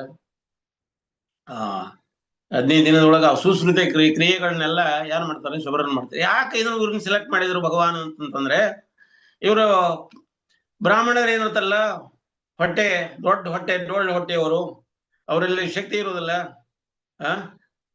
ನನಗೇನಾದ್ರು ಇವ್ರು ಎತ್ತಾಡ್ಲಿಕ್ಕೆ ಹೋಗಿ ನಾನೇನಾದ್ರು ಕೆಡವಿದ್ರೆ, ನನ್ನ ಕೈ ಮುರಿದು ಹಾಕಿದ್ರೆ ನಾನೇನ್ ಮಾಡ್ಬೇಕು? ಮತ್ತೆ ನನ್ನ ಭಕ್ತರಿಗೆ ನಾನು ಯಾವ ರೀತಿ ದರ್ಶನ ಕೊಡ್ಬೇಕು? ಅದಕ್ಕೆ ಎಲ್ಲ ಇದು ಜಂಜಾಟನೇ ಬೇಡ, ಅಗ್ದಿ ಶಕ್ತಿಯುತವಾಗಿರುವಂತವ್ರು ಯಾರು ಅದರ ಅವ್ರನ್ನ ಸೆಲೆಕ್ಟ್ ಮಾಡ್ಬೇಕಂದ್ರೆ ಶಬರನ್ನ ಸೆಲೆಕ್ಟ್ ಮಾಡಿದಾರೆ. ಅವ್ರ ಅಗ್ದಿ ಶಕ್ತಿಯುತವಾಗಿರ್ತಾರೆ, ಕಟ್ಟ ಇರ್ತಾರೆ. ಅವ್ರೇನಂತೆ ಜಗನ್ನಾಥನ ಎತ್ತೋದು, ಇಳಿಸೋದು, ಅವ್ರಿಗೆ ಸುಶ್ರಿತೆ ಮಾಡೋದು, ಅವರೆಲ್ಲ ಸೇವಾ ಮಾಡ್ತಾರೆ. ಈಗ ನಾರ್ಮಲ್ ಆಗಿರುವಂತ ವ್ಯಕ್ತಿಗಳನ್ನ ಭಗವಾನ್ ಎತ್ತಲಿಕ್ಕೆ ಆಗೋದಿಲ್ಲ. 7 ಫುಟ್ ಎತ್ತರ ಇರುವಂತವ್ರು, ಟನ್ನುಗಟ್ಲೆ ವಜನ್ ಇರುವವರು, ಅಂತವ್ರನ್ನ ಹೆಂಗ್ ಎತ್ತಲಿಕ್ಕೆ ಆಗ್ತದೆ? ಅದಕ್ಕೆ ಹಟ್ಟ ಇರೋರು ಎತ್ತಲಿಕ್ಕೆ ಬೇಕಾಗ್ತದೆ. ಅದಕ್ಕೆ ಶಬರನ್ನು ಸೆಲೆಕ್ಟ್ ಮಾಡಿದ್ರಂತೆ. ಈಗ ನೋಡಿ, ಭಗವಾನ್ ತಾನೇ ಸೆಲೆಕ್ಟ್ ಮಾಡ್ತಾನೆ, ಈ ಶಿಷ್ಯರು ಬೇಡ, ನನಗೆ ಇವ್ರು ಬೇಕು ಅಂತ. ಅಂದ್ರೆ ಇವ್ರೇ ಭಗವಾನ್ ಯಾರು ಸೆಲೆಕ್ಟ್ ಮಾಡ್ತಾರೆ ಅವ್ರು ಆ ಸೇವೆಗೆ ತಗೊಳ್ತಾರೆ ಅಂತ. ಹಿಂಗ ತಮಗೆ ಬೇಕಾದಂತವ್ರನ್ನ ಸೆಟ್ ಮಾಡ್ಕೊಂಡ್ರು, ಸೆಟ್ ಮಾಡಿಕೊಂಡು ಆ ರೀತಿ ಸೇವೆ ಸ್ವೀಕಾರ ಮಾಡ್ತಾ ಇದ್ರು. ಇದು ಈಗ ಸ್ನಾನ ಯಾತ್ರದ ಒಂದು ಕಾರಣಗಳನ್ನು ನೋಡೋಣ. ಸ್ನಾನ ಯಾತ್ರದ ಕಾರಣಗಳೇನಪ್ಪಾ? ಫಸ್ಟ್ 1ನೇದು, ಸ್ನಾನ ಯಾತ್ರಕ್ಕೆ ಕಾರಣ ಏನಪ್ಪಾ ಅಂದ್ರ, ಈ ಸ್ನಾನ ಯಾತ್ರೆ ನಡೆಯುವಂತ ಟೈಮ್ ಏನಿದೆಲ್ಲ ಅವಾಗ ಬಹಳ ಬಿಸಿಲು, ಧಗೆ. ಈಗ ನೋಡಿ, ಈಗ ಬರೋದದ, ಈಗ ನಾವು ಜಗನ್ನಾಥ ಪುರಿ ಒಳಗೆ ಹೋದ್ರೆ ನೀವು ಆ ಗ್ರ್ಯಾಂಡ್ ರೋಡ್ ಅಂತ ಇದೆ. ಗ್ರ್ಯಾಂಡ್ ರೋಡ್ ಅಂದ್ರೆ ರಥ ಬೀದಿ ಏನಿದೆ ಅಲ್ಲ, ಆ ರಥ ಬೀದಿ ಒಳಗೆ ನಡೆದು ಹೋಗ್ಬೇಕಾದ್ರೆ ಕಾಲೊಳಗೆ ಬೊಬ್ಬೆ ಬರ್ತಾವ. ಎಷ್ಟು ಹೀಟ್ ಇರ್ತದಂದ್ರ ಅಲ್ಲೆಲ್ಲ ಏನ್ ಮಾಡ್ತಾರೆ? ಸ್ಪ್ರೇ ಮಾಡ್ತಾರೆ, ನೀರನ್ನು ಸ್ಪ್ರೇ ಮಾಡ್ತಾರೆ ತಂಪಾಗ್ಲಿ ಅಂತ. ಅಷ್ಟು ಹೀಟ್ ಕ್ರಿಯೇಟ್ ಆಗ್ತದಲ್ಲಿ. ಆ ಹೀಟ್ ಅನ್ನು ಅವಾಯ್ಡ್ ಮಾಡ್ಲಿಕ್ಕೆ ಭಗವಾನ್ ಒಂದ್ ಸ್ವಲ್ಪ ಆದ್ರೂ ತಂಪು ಮಾಡೋಣ ಅಂತ ಅನಿಸಲುವಾಗಿ ಈ ಸ್ನಾನ ಯಾತ್ರಾ ಶುರು ಮಾಡಿದ್ರು ಅಂತ. 2ನೇ ಕಾರಣ ಏನು? ಮಂದಿರದ ಮೇಂಟೆನೆನ್ಸ್ ಮಾಡ್ಲಿಕ್ಕೆ. ಇನ್ನು ವರ್ಷವಿಡೀ ಪರಮಾತ್ಮನ ಸೇವಾ ನಡೀತಾನೆ ಇರ್ತದೆ, ಮಂದಿರದ ಮೇಂಟೆನೆನ್ಸ್ ಮಾಡ್ಲಿಕ್ಕೆ ಆಗ್ತಾ ಇಲ್ಲ.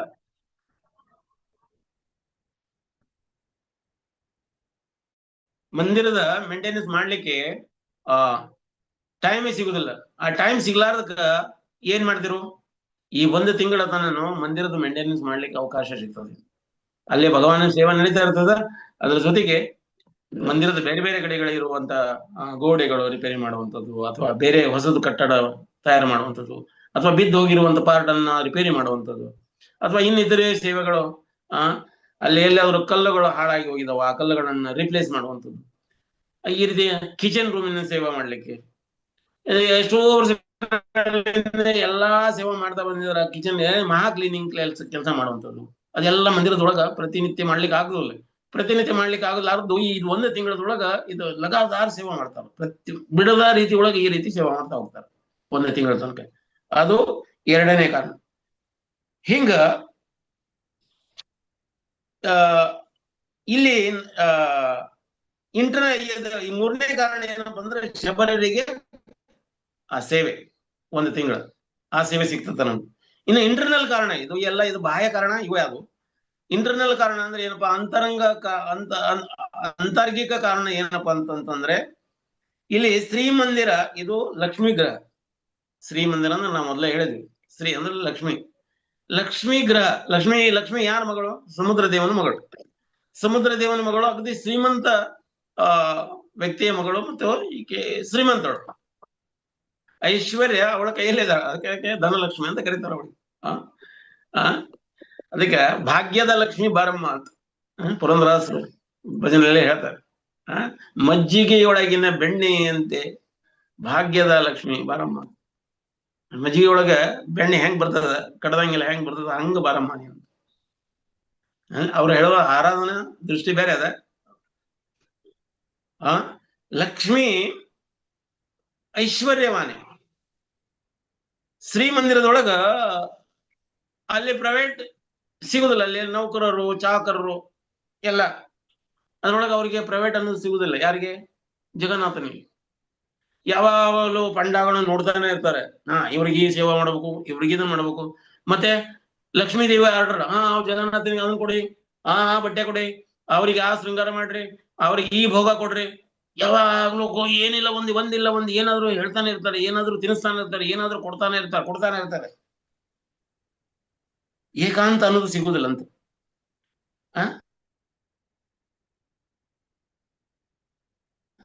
ಮತ್ತೆ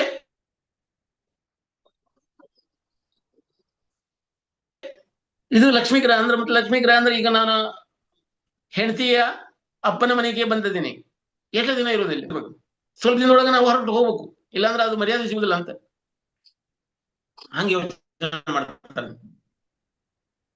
ಪ್ರಥಮ ಕಾರಣ ಇದು. ಎರಡನೇ ಕಾರಣ ಏನಂದ್ರೆ ಏಕಾಂತ ಸಿಗುದಿಲ್ಲ. ಇಲ್ಲೆಲ್ಲ ನೌಕರರು ಚಾಕರರು ಇರ್ತಾರಂತ. ಹಿಂಗ ಶ್ರೀಮಂದಿರದ ಐಶ್ವರ್ಯದಿಂದ ಕೂಡೈತಿ ಲಕ್ಷ್ಮೀ ಮನಿ. ಅನೇಕ ಬಾಗಿಲುಗಳು, ಎಲ್ಲಿ ಹೋದ್ರೆ ಒಂದು ನಮನೆ ಬುಲ್ ಬುಲಾಯಿ ಆಗತ್ತೆ. ಇಲ್ಲಿ ಹೋದ್ರೆ ಈ ಕಡೆಯಿಂದ ಎಲ್ಲಿ ಹಾಕಿ ಬರ್ತೀನಿ ಅನ್ನೋದು ಗೊತ್ತಾಗಲ್ಲ. ಅಲಿಶಾನ್ ಮನೆ, ಅಲಿಶಾನ್ ಗರ ಅಂದ್ರೆ ಈಗ ದೊಡ್ಡ ಮನೆ, ಯಾವ್ದೋ ಒಂದ್ ಕಡೆ ಒಳಗಿಂದ ಹೋಗಿ ಹೊರಗೆ ಬರುದು ಹೆಂಗಪ್ಪ ಈ ಮನೆಗಿಂದ ಅಂತ ಹಂಗ ಆಗ್ತದಂತ, ಹಂಗ್ ಫೀಲ್ ಆಗ್ಲಿಕ್ಕತ್ತದಂತ ಭಗವಾನ್. ಇಲ್ಲಿಂದ ಭಗವಾನ್ ಯಾಕಂದ್ರೆ ಭಗವಾನ್ ಬಹಳ ಸಿಂಪಲ್ ವ್ಯಕ್ತಿ. ಅವರು ವೃಂದಾವನದೊಳಗಿರೋರು, ಗ್ವಾಲ ಗೋಪಾಲ. ಆಕಳ ಜೊತೆ ಆಕಳ ಮೇಯಿಸ್ಲಿಕ್ಕೆ ಹೋದ್ರಂದ್ರೆ ಇಡೀ ಎಲ್ಲಾ ಕಡೆಗೂ ಕುಲ್ಲ ವಾತಾವರಣ. ಅಲ್ಲೆಲ್ಲ ಗದ್ದೆಗಳು, ಗಿಡ ಮರಗಳು, ಕೋಗಿಲೆ, ನವಿಲು, ಗಿಳಿ, ಪಕ್ಷಿಗಳು, ಭೃಂಗ, ತರಂಗ, ಬೇರೆ ಬೇರೆ ಆವಾಜುಗಳು. ಅಂಬಾ ಅನ್ನುವಂತ ಆಕಳಗಳ ಮಧುರ ಸ್ವರ, ಕರುಗಳ ಮಧುರ ಸ್ವರ, ಆಕಳ ಕೊರಳಲ್ಲಿ ಕಟ್ಟಿರುವಂತ ಗಂಟೆಗಳ ನಾದ, ಆಕಳ ಕಾಲಿಗೆ ಕಟ್ಟಿರುವಂತ ನೂಪುರಗಳ ನಾದ, ಭಗವಾನ್ ಕಟ್ಟಿಕೊಂಡಿರುವಂತ ನೂಪುರಗಳ ನಾದ, ಆ ನಾದಗಳನ್ನು ಕೇಳುವಂತದ್ದು ಯಾವಾಗಲೂ ಜಗನ್ನಾಥಗ. ನಾನು ಇಲ್ಲಿ ಈ ಮನೆಯೊಳಗೆ ಯಾಕದೀನಿ ನಾನು ಇಲ್ಲಿ ಯಾಕದೀನಿ ನಾನು ಇಲ್ಲಿಂದ ಮೊದಲು ನಾವು ಹೋಗ್ಬೇಕು, ನಾನು ಇಲ್ಲಿಂದ ಹೋಗ್ಬೇಕು ಅಂತ. ಮತ್ತೆ ಯಾವಾಗ್ಲೂ ಲಕ್ಷ್ಮಿ ಆಣತಿ ಅಂದ್ರೆ ಲಕ್ಷ್ಮಿ ಆಜ್ಞೆಯ ಮೇರೆಗೆ ಎಲ್ಲಿ ಕೂತ್ಕೋಬೇಕು, ನೀವು ಹಿಂಗ ನಿಂತ್ಕೊಳ್ಬೇಕು. ಈಗ ನೋಡ್ರಿ, ಶ್ರೀಮಂತ ಮನೆತನದ ಹೆಂಡತಿ ಮಾಡ್ಕೊಂಡ್ ಬಂದಿದೀವಿ ಅಂದ್ರ, ಶ್ರೀಮಂತರ ಮನೆ ಒಳಗೆ ಎಲ್ಲಾರು ಹೋದಂದ್ರೆ ಹಿಂಗ್ ನಿಂತ್ಕೊಳ್ರಿ, ಇದರ ಡ್ರೆಸ್ ಹಾಕೊಳ್ರಿ, ಟೈ ಸರಿಯಾಗಿ ಕಟ್ಕೊಳ್ರಿ, ಸೀದಾ ನಿಂತ್ಕೊಳ್ರಿ. ಅವಳು ಹೆಂಗ್ ಹೇಳ್ತಾಳ ಹಂಗ ನೀವು ಒಂದು ಮನಿ ಹೆಲ್ಪಟ್ ಹಸ್ಬೆಂಡ್ ಆಗಿರ್ಬೇಕಾಗ್ತದೆ. ಹೆಲ್ಪಟ್ ಹಸ್ಬೆಂಡ್, ಹೆಂಡತಿ ಗಂಡ.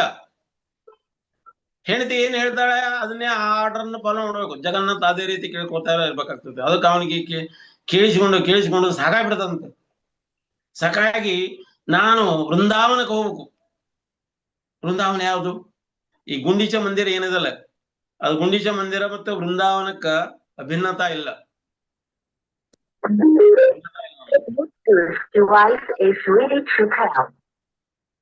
ಭಿನ್ನತಾ ಇಲ್ಲ ಅದರಲ್ಲಿ. ಯಾವಾಗ ಜಗನ್ನಾಥ ಶ್ರೀ ಮಂದಿರವನ್ನ ಬಿಟ್ಟು ಅಲ್ಲಿಗೆ ಹೋಗ್ಬೇಕು ಅಂತ ವಿಚಾರ ಮಾಡ್ಲಿಕ್ಕತ್ತ. ಅದಕ್ಕೆ ಈ 15 ದಿನ ಏನಿತ್ತಲ್ಲ ಲಕ್ಷ್ಮೀ ಜ್ಯೋತಿಗೆ ಜಗಳ ಮಾಡೋದ್ರಾಗ, ನೀನ್ ಹಂಗ ಮಾಡ್ತಿದ್ದಿ, ನೀ ಹಿಂಗ ಮಾಡ್ತಿದ್ದಿ, ಹಿಂಗ ಅಂತ ಅಗದಿ ಏಕಾಂತದೊಳಗೆ ಮಾತಾಡೋದ. ಏನ್ ಮಾತಾಡ ಗಂಡ ಹೆಂಡತಿ ಏನ್ ಮಾಡ್ತಾರ, ನೀವ್ ಅದನ್ನ ಹೇಳ್ಬಾರ್ದಾಗಿತ್ತು, ನೀವ್ ಇದನ್ನ ಹೇಳಿದ್ರಿ, ನೀವ್ ಹಂಗಂದ್ರಿ, ನೀವ್ ಹಿಂಗಂದ್ರಿ, ಇವ್ರು ಹೇಳ್ತಾರ, ನೀವ್ ಇದನ್ನ ಹೇಳಿದ್ರಿ, ಹಿಂಗ್ ಹೇಳ್ಬಾರ್ದಾಗಿತ್ತು, ಹಂಗ ಹಿಂಗ ಅಂತ ಇವೆಲ್ಲ ವಾರ್ತಾಲಾಪ ನಡೀತಾ ಇರ್ತಾರ. ಕೇಳಿಸಿಕೊಂಡು ಹೆಂಡತಿಗೆ ಹೇಳ್ತಾನೆ, ಅಲ್ಲ ಆಯ್ತು, ಇದೆಲ್ಲ ಆಯ್ತು ಸರಿ, ನಾನು ಸ್ವಲ್ಪ ದಿವಸ ಹೊರಗೆ ಅಡ್ಡಾಡ ಬರಂಗ ಆಗೈತೆ, ನಾನು ಹೊರಗೆ ಹೋಗ್ಬೇಕನ್ನಂಗೈತೆ, ಹೋಗ್ರಿ ಹೊರಗೆ ಹೋಗಿ ಬನ್ನಿ ಅಂತ ಹೆಂಡತಿ ಕಳಿಸ್ತಾಳೆ. ಜಗನ್ನಾಥ ಏನ್ ಮಾಡ್ತಾನೆ, ರಥವೇರಿ ಗುಂಡೀಚಕ್ಕೆ ಬರ್ತಾರೆ. ರಥವೇರಿ ಗುಂಡೀಚಕ್ಕೆ ಬರ್ಬೇಕಾದ್ರ ನೋಡಿ, ವೃಂದಾವನದಿಂದ ಮಥುರಾಕ ಅಕ್ರೂರ ಕಂಸನ ಒಂದು ಆಜ್ಞೆಯ ಮೇರೆಗೆ ಕೃಷ್ಣನನ್ನು ಕರ್ಕೊಂಡು ಹೋಗ್ತಾ ಇದ್ದಾರೆ. ಕರ್ಕೊಂಡು ಹೋಗ್ತಾರೆ. ಅಕ್ರೂರ ರಥ ತಗೊಂಡಿದ್ದ, ರಥಗ ಕುದುರೆಯ ರಥ ರೆಡಿ ಆಗಿದೆ, ಕೃಷ್ಣನನ್ನು ಕರ್ಕೊಂಡಿದ್ದಾರೆ. ಕೃಷ್ಣ ಬಲರಾಮರು ರಥವೇರಿದ್ದಾರೆ. ಇಲ್ಲಿ ಗೋಪಿಯರು ಏನ್ ಮಾಡ್ತಾರೆ, ಅವ್ನು ತಡೀತಾ ಇದ್ದಾರೆ. ಸೋಡುನಿಯ ಗೋಪಿನಾ ಮಥುರೇಶಿ ಗೇಲ, ಸೋಡುನಿಯ ಗೋಪಿನಾ ಮಥುರೇಶಿ ಗೇಲ. ಬಿಡುವುದಿಲ್ಲ ಗೋಪಿನಾಥ್ ನಿಮಗೆ ಮಥುರೆಗೆ ಹೋಗಲು, ಬಿಡುವುದಿಲ್ಲ ಗೋಪಿನಾಥ್ ನಿಮ್ಮನ್ನ ಮಥುರೆಗೆ ಹೋಗಲು, ಮಥುರೆಗೆ ನೀವು ಹೋಗ್ಲಿಕ್ಕೆ ನಾವು ಬಿಡುವುದಿಲ್ಲ ಅಂತ ಅವರೆಲ್ಲ ಸುತ್ತುವರೆದು ನಿಂತ್ಕೊಂಡಿದ್ದಾರೆ. ಹಿಂಗ ಅವರ ಒಂದು ವಿರಹ ಅವರಲ್ಲಿ ಕಾಡ್ಲಿಕ್ಕತ್ತದ. ಯಾವಾಗ ಅವ್ರು ಕುರುಕ್ಷೇತ್ರಕ್ಕೆ ಬಂದಿದ್ದಾರೆ, ಕೃಷ್ಣ ಮಥುರೆಗೆ ಹೋದ್ರು, ಮಥುರೆಯಿಂದ ಅವ್ರು ಏನೈತಿ ದ್ವಾರಕಕ್ಕೆ ಹೋದ್ರು, ದ್ವಾರಕದಲ್ಲಿ ರಾಜ ಆದಾರು, ಅಲ್ಲಿಂದ ಒಮ್ಮೆ ಕುರುಕ್ಷೇತ್ರಕ್ಕೆ ಬಂದಿದ್ರು. ಕುರುಕ್ಷೇತ್ರಕ್ಕೆ ಬಂದಾಗ ಇವರು ಗೋಪಿಯರು ವೃಂದಾವನ ವಾಸಿಗಳೆಲ್ಲ ಹೋಗಿದ್ರು, ಅವ್ರೆಲ್ಲ ಕುರುಕ್ಷೇತ್ರಕ್ಕೆ. ಆ ಕುರುಕ್ಷೇತ್ರದಿಂದ ಕೃಷ್ಣನ ಎಳ್ಕೊಂಬರ್ಬೇಕಾಯ್ತು, ಕೃಷ್ಣನ ಕರ್ಕೊಂಬರ್ಬೇಕಾಯ್ತು. ಅಲ್ಲಿ ಕೃಷ್ಣ ಇವಾಗ ಏನದ, ರಾಜವೇಷಧಾರಿ ಆಗಿದಾರ, ರಾಜ ಆಗಿದಾನ, ಮುಕ್ಕುಟ ಐತಿ, ಐಶ್ವರ್ಯವಾನಾಗಿದ್ದಾನ, ಕೊರಳೆಲ್ಲ ಐಶ್ವರ್ಯ ಮಾಲ ಹಾಕೊಂಡಿದ್ದಾನ, ವನಮಾಲ ಧಾರಣೆ ಮಾಡಿದಾನ, ಕೈಯಲ್ಲಿ ಕಡಗದವು, ಮುಕುಟದವು, ಆಭರಣ, ರಾಜವೇಷಭೂಷಿತವಾಗಿದ್ದಾನ. ಆದ್ರ ಬೃಂದಾವನದೊಳಗಿರುವಂತ ಗೋಪಾಲ ಅಗ್ನಿ ಸಿಂಪಲ್ ವ್ಯಕ್ತಿ, ಸರಳವಾಗಿರುವಂತ ವ್ಯಕ್ತಿ ಇದ್ದ. ಆದ್ರೆ ಇಲ್ಲಿ ಇವ ನಮ್ಮ ಗೋಪಾಲ ಅಲ್ಲ, ಇವ ನಮ್ಮ ಗೋವಿಂದ ಅಲ್ಲ, ನಾವು ಗೋವಿಂದನ ಕರ್ಕೊಂಡು ಹೋಗೋಣ ವಾಪಸ್ ಅಂತ ಅವರ ಹೃದಯದಲ್ಲಿ ಅವರು ರಥ ಮಾಡಿದ್ರಂತೆ. ಆ ಹೃದಯದೊಳಗಿರುವಂತ ರಥಕ್ಕನ ಗೋಡ ತಯಾರು ಮಾಡಿದ್ರು. ಗೋಡ ಅಂದ್ರೆ ಕುದುರೆಗಳನ್ನ ಕಟ್ಟಿದ್ರು. ಆ ಕುದುರೆಗಳನ್ನ ಕಟ್ಟಿ ಕೃಷ್ಣನನ್ನ ರಥದಲ್ಲಿ ಕುಳ್ಳರಿಸಿ ರಥವನ್ನ ಎಳಿತಾ ಬರ್ತಾ ಇದ್ದಾರೆ. ಯಾರು? ಗೋಪಿಯರು ಆ ರಥವನ್ನ ಎಳ್ಕೊಂಡು ಬರ್ತಾ ಇದ್ದಾರೆ. ಮನಸ್ಸಿನಲ್ಲೇ ಭಗವಾನನ್ನ ಎಳ್ಕೊಂಡ್ ಬರ್ತಾ ಇದ್ದಾರೆ. ಆ ಹೃದಯದಿಂದ ಮೂಲಕ ಎಳ್ಕೊಂಡ್ ಬರ್ತಾ ಇದ್ದಾರೆ. ಆ ಎಳ್ಕೊಂಡ್ ಬರುವಂತದೇ ಜಗನ್ನಾಥ ರಥಯಾತ್ರೆ. ಈಗ ಜಗನ್ನಾಥ್ ಏನ್ ಮಾಡಿದ್ದಾರೆ, ಲಕ್ಷ್ಮೀ ಮಂದಿರದಿಂದ ಗುಂಡೀಚ ಮಂದಿರಕ್ಕೆ ಹೋಗ್ತಾ ಇದಾರೆ. ಗುಂಡೀಚ ಮಂದಿರಕ್ಕ ರಥದಲ್ಲಿ ಹಾಕೊಂಡು ಹೋಗ್ತಾ ಇದಾರೆ. ನಾವು ರಥವನ್ನ ಎಳಿತಾ ಇದೀವಿ ಅಂತಂದ್ರೆ ಆ ಗೋಪಿಯ ಭಾವದಲ್ಲಿ ನಾವು ಕೂಡ ಎಳೆದ್ರೆ ಭಗವಾನ್ ನಮ್ಮ ಹೃದಯದೊಳಗನ ಬಂದು ನಮ್ಮ ಹೃದಯದಲ್ಲಿರುವಂತ ರಥದಲ್ಲಿ ಯಾವಾಗ್ಲೂ ಆಸೀನರಾಗಿರ್ಲಿ ಅಂತ ಆ ರೀತಿ ಎಳ್ಕೊಂಡು ಹೋಗ್ತಾ ಇದ್ರು. ವಾಪಸ್ ಗುಂಡೀಚ ಮಂದಿರಕ್ಕೆ ಹೋಗ್ತಾ ಇದಾರೆ ಭಗವಾನ್. ಗುಂಡೀಚ ಮಂದಿರದಲ್ಲಿ ಅವರು ಆರಾಮ್ ತಗೊಳ್ಳಿಕ್ಕೆ, ಅಂದ್ರ ಹೆಂಡತಿ ಕಾಟ ಜಾಸ್ತಿ ಆಗಿದೆ, ಹೆಂಡತಿ ಮನೆ ಸಾಕಾಗಿದೆ ನನಗೆ, ಈಗ ನಾನು ವೃಂದಾವನಕ್ಕ ನನ್ನ ಮನೆಗೆ ಹೋಗ್ತೇನೆ, ನನ್ನ ಅಮ್ಮನ ಮನೆಗೆ ಹೋಗ್ತಾನೆ ಅಂತ. ಗುಂಡೀಚ ಅಮ್ಮ ಯಾರಿದ್ದಾರೆ, ಅವ್ರು ಚಿಕ್ಕಮ್ಮ, ನಾ ಚಿಕ್ಕಮ್ಮನ ಮನೆಗೆ ಹೋಗ್ತೇನೆ, ಅಲ್ಲಿ ಒಳ್ಳೆ ಒಳ್ಳೆ ಬೋರಿ ಭೋಜನ ಕೊಡ್ತಾಳೆ, ಅಮ್ಮ ಮಾಡ್ತಾಳೆ. ಆ ಭಾವದಲ್ಲಿ ಭಗವಾನ್ ಹೋಗ್ತಾರೆ. ಅಲ್ಲಿ ಬರೀ ಹೋಗೋದಷ್ಟೇ ಅಲ್ಲ, ಹೋಗ್ಬೇಕಾದ್ರೆ ಎಲ್ಲರನ್ನು ನೋಡ್ತಾ ಹೋಗ್ತಾರೆ ಅವರು. ಜಗನ್ನಾಥ್ ಎಲ್ಲರನ್ನು ಯಾರ್ಯಾರು ಬಂದಿದ್ದಾರೆ ನನ್ನ ಈ ಯಾತ್ರಕ್ಕೆ. ಇದು ಸ್ನಾನ ಯಾತ್ರೆ ಆಯ್ತು. ಸ್ನಾನ ಯಾತ್ರೆ ಅಂದ್ಮೇಲೆ ಈಗ ರಥಯಾತ್ರೆ ಸ್ಟಾರ್ಟ್. ರಥಯಾತ್ರದಲ್ಲಿ ಭಗವಾನ್ ಹೋಗ್ತಾ ಇದ್ದಾರೆ. ಯಾರು ಬಂದಾರೋ ಯಾರು ಬಂದಿರೋ ಅಂತ ಭಗವಾನ್ ಸ್ವತಃ ನೋಡ್ತಾ ಇದ್ದಾರೆ. ನನ್ನ ಯಾತ್ರಕ್ಕೆ ನನ್ನ ನೋಡ್ಲಿಕ್ಕೆ ಯಾರು ಬಂದಿದ್ದಾರೆ, ನನ್ನ ಮಂದಿರದೊಳಗೆ ಯಾರು ಬರುವುದಿಲ್ವೋ ಅವರಿಗೆ ನಾನು ಸ್ವತಃ ಬಂದ ನಿಮಗೆ ದರ್ಶನ ಕೊಡ್ತೇನೆ ಅಂತ ಜಗನ್ನಾಥ್ ಸ್ವತಃ ರಥವೇರಿ ಓಡಿ ಬರುವ. ಯಾರನ್ನು ನೋಡ್ಲಿಕ್ಕೆ? ಅವರ ಭಕ್ತರನ್ನು ನೋಡ್ಲಿಕ್ಕೆ, ಪತಿತರನ್ನು ನೋಡ್ಲಿಕ್ಕೆ, ಉದ್ಧಾರ ಮಾಡ್ಲಿಕ್ಕೆ ಜಗನ್ನಾಥ್ ಪತಿತೋದ್ಧಾರಕ, ಜಗದೋದ್ಧಾರಕ, ಆಡಿಸಿದಳು ಯಶೋದೆ ಜಗದೋದ್ಧಾರನ ಅಂತ ಜಗದೋದ್ಧಾರ ಏನದರಲ್ಲ ಅವ ಸ್ವತಃ ರಥವೇರಿ ನಮ್ಮೆಲ್ಲರನ್ನು ನೋಡ್ಲಿಕ್ಕೆ ಬರ್ತಾ ಇದ್ದಾರೆ. ಹಿಂಗ ನಮ್ ಕರ್ನಾಟಕದಿಂದ ಒಬ್ರು ಭಕ್ತರು ಅವರು ಗಣಪತಿ ಭಕ್ತರಾಗಿದ್ರಂತೆ. ಗಣಪತಿ ಭಕ್ತರಾಗಿದ್ರು. ಅವ್ರ ಮನಸ್ಸಿನಲ್ಲಿ ಒಂದು ಇದು ಅವರು ಇದನ್ನು ಓದ್ತಾ ಇದ್ರು, ಬ್ರಹ್ಮಾಂಡ ಪುರಾಣದಲ್ಲಿ ಓದ್ತಾ ಇದ್ರು. ಬ್ರಹ್ಮಾಂಡ ಪುರಾಣದಲ್ಲಿ ಓದ್ಬೇಕಾದ್ರೆ ಭಗವಾನ್ ಯಾರು ನೋಡಿದ್ರು, ಭಗವಾನನ್ನ ಯಾರು ನೋಡಿದ್ರ ಅವರು ಹೊಳ್ಳಿ ಈ ಭೌತಿಕ ಜಗತ್ತಿಗೆ ಬರುವುದಿಲ್ಲ, ಆಶೆ ಇಡುವುದಿಲ್ಲ, ಹೊಳ್ಳಿ ಬರುವುದಿಲ್ಲ ಅಂತ ಅವ್ರು ಹೋಗ್ಬಿಡ್ತಾರಂತೆ. ಇದು ಕೇಳಿಸ್ಕೊಂಡ್ರು ಅವರು. ಅದನ್ನು ಕೇಳಿಸ್ಕೊಂಡ್ರಂದ್ರೆ ಓದಿದ್ರು. ಆ ಓದಿದ್ದನ್ನು ನೋಡ್ಬಿಟ್ಟು ಅವ್ರು ಏನ್ ಮಾಡಿದ್ರು, ಅವರು ಈಗ ಇಲ್ಲಿಂದ ಕರ್ನಾಟಕದಿಂದ ಈಗಿನ ಒಡಿಶಾ ಅಂದ್ರೆ ಉತ್ಕಲ ಅಲ್ಲಿ ತನಕ ನಡೀತಾ ಎಷ್ಟೋ ತಿಂಗಳಗಟ್ಟಲೆ ನಡೀತಾ ಹೋದ್ರು. ಹೋದಾದ ಮೇಲೆ ಅಲ್ಲಿ ಹೋಗಿ ಜಗನ್ನಾಥ ಪುರಿ ಒಳಗೆ ನೋಡ್ತಾರೆ. ಅವರೆಲ್ಲ ಅಲ್ಲಿ ಸ್ನಾನ ಯಾತ್ರೆ ನಡೀತಾ ಇದೆ ಭಗವಾನಿಗೆ. ಸ್ನಾನ ಯಾತ್ರೆ ನಡಿಬೇಕಾದಾಗ ಇವ್ರು ಹೋಗಿ ಮುಟ್ಟಿದ್ರು ಜಗನ್ನಾಥನ. ಇವರೆಲ್ಲ ಮಂದಿರದೊಳಗೆ ಹೋಗಿ ಜನ ಎಲ್ಲ ಹೋಗ್ತಾರೆ, ವಾಪಸ್ ಹೊರಗೆ ಬರ್ತಾ ಇದಾರೆ. ಒಳಗೆ ಹೋಗ್ತಾರೆ, ಹೊರಗೆ ಬರ್ತಾರೆ. ಒಳಗೆ ಹೋದವ್ರು ಹೊರಗೆ ಬರ್ತಾ ಇದಾರಲ್ಲ, ಹೊರಗೆ ಬರ್ಬಾರ್ದಲ್ಲ ಇದು, ಯಾಕೆ ಹೊರಗೆ ಬರ್ತಾ ಇದ್ದಾರೆ? ಒಮ್ಮೆ ಒಳಗೆ ಹೋದ್ರ ಅಂದ್ರೆ ಒಮ್ಮೆ ಭಗವದ್ಧಾಮ ಒಳಗಡೆ ಹೋದ್ರೆ ವಾಪಸ್ ಹೊರಗೆ ಬರಬಾರ್ದಾಗಿತ್ತು. ಹೊರಗೆ ಯಾಕೆ ಬಂದ್ರು? ಇದ್ರ ಏನೋ ಗಡಬಡದಂತ. ಅದಕ್ಕ ವಾಪಸ್ ಹೋಗ್ಲಿಕ್ಕತ್ತಾರಂತೆ. ನಾವು ಬಂದಿರೋದು ಏನೋ ತಪ್ಪು ಬಂದಿದೀವಿ, ಭಗವಾನಿಗೆ ಒಂದು ಮನೆ ಕಿರಿಕಿರಿ ಆಯ್ತಂತ. ಎಲ್ಲಾರು ಬಂದು ನನ್ನ ದರ್ಶನ ಮಾಡ್ಲಿಕ್ಕೆ ಎಲ್ಲಾರು ಓಡೋಡ ಬರ್ತಾರ. ನಾನು ಬಂದವ್ರನ್ನೆಲ್ಲರೂ ನೋಡ್ಲಿಕ್ಕೆ ನಾನು ಆತುರದಿಂದ ಇರ್ತೇನೆ. ಆದ್ರೂ ಇವ ಏನೈತಿ ನನ್ನನ್ನು ನೋಡದ ನನ್ನ ವಾಪಸ್ ಹೋಗ್ತಾ ಇದ್ದಾನಲ್ಲ ಅಂತ ಹೇಳ್ಬಿಟ್ಟು ಒಬ್ರು ಭಕ್ತರು ಕಳಿಸಿದ್ರಂತೆ ಬ್ರಾಹ್ಮಣ ವೇಷದಲ್ಲಿ. ಸ್ವತಃ ಭಗವಾನನ್ನ ಬಂದ್ರು ಬಂದ್ ಹೇಳ್ತಾನೆ, ಅಲ್ಲಪ್ಪ ನೀನು ಭಗವಾನನ ದರ್ಶನ ಮಾಡೋದನ್ನ ಹೋಗ್ತಾ ಇದ್ದಲ್ವ? ಅಲ್ಲ, ಭಗವದ್ಧಾಮಕ್ಕೆ ಹೋದವ್ರು ವಾಪಸ್ ಬರೋಂಗಿಲ್ಲ ಅಂತ ಹೇಳಿದಾರ, ಮತ್ತೆ ಇಲ್ಲಿ ನೋಡಿದ್ರೆ ವಾಪಸ್ ಬರ್ತಾ ಇದಾರ ಅಂತ. ಚಿಂತೆ ಮಾಡಬೇಡ, ಹೆಂಗೂ ಬಂದಿದ್ದೇವೆ ಒಂದ್ ಸ್ವಲ್ಪ ಭಗವಾನನ ದರ್ಶನ ಮಾಡ್ಕೊಂಡು ಹೋಗೋಣ, ಏನಕ್ಕೇನ ಆಗ್ಲಿ ಅಂತ ಒಳಗಡೆ ಹೋದ್ರಂತೆ. ಹೋಗಿ ನೋಡ್ತಾ ಇದಾರೆ, ಕೈ ಒಳಗಡೆ ಕಣ್ಣು ನೋಡಿದ್ರೆ ಇಷ್ಟು ದೊಡ್ಡವು, ಮೂಗ ಇಲ್ಲ, ಹಣಿ ಇಷ್ಟು ದೊಡ್ಡದಾಗಲ್ಲ, ತಲೆ ಮೇಲೆ ಕೂದಲೇ ಇಲ್ಲ. ಇದೆಂತ ಭಗವಾನ್ ಅಂದ್ರು ಡೌಟ್ ಬರ್ಲಾಗತ್ತ. ನನಗೆ ಸರಿಯಾದ ಮಾರ್ಗದರ್ಶನ ಯಾರು ಮಾಡೋದಂಗಿಲ್ಲ ಕಾಣುತ್ತೆ. ನನ್ ಭಗವಾನ್ ಆಗ್ಲಿಕ್ಕೆ ಸಾಧ್ಯ ಇಲ್ಲ ಅಂತ ಅಂದ್ಬಿಟ್ಲೆ ಭಗವಾನ ಕಿರಿಕಿರಿ ಆತ. ಏನ್ ಮಾಡೋದಪ್ಪ ಹಿಂಗೆ ಅಂತ ಜಗನ್ನಾಥ. ಇವ್ರು ಏನತಿ ಗಣಪತಿ ಭಕ್ತಿದ್ರು, ಗಣಪತಿ ಗತೆ ಭಕ್ತಿದ್ರು ಕೂಡ್ಲೆ ಇವ್ರು ವಾಪಸ್ ಹೋಗ್ಲಿಕ್ಕತ್ತ. ನೀನು ನನ್ನ ದರ್ಶನ ಮಾಡ್ದಾನ ಹೊರಗೆ ಹೋಗ್ತಾ ಇದ್ದಾನಲ್ವ, ಏನ್ ಮಾಡೋದು ಅಂತ ಭಗವಾನ್ ಏನತಿ ಆ ಗಣಪತಿ ರೂಪದಲ್ಲಿ ಬಂದ.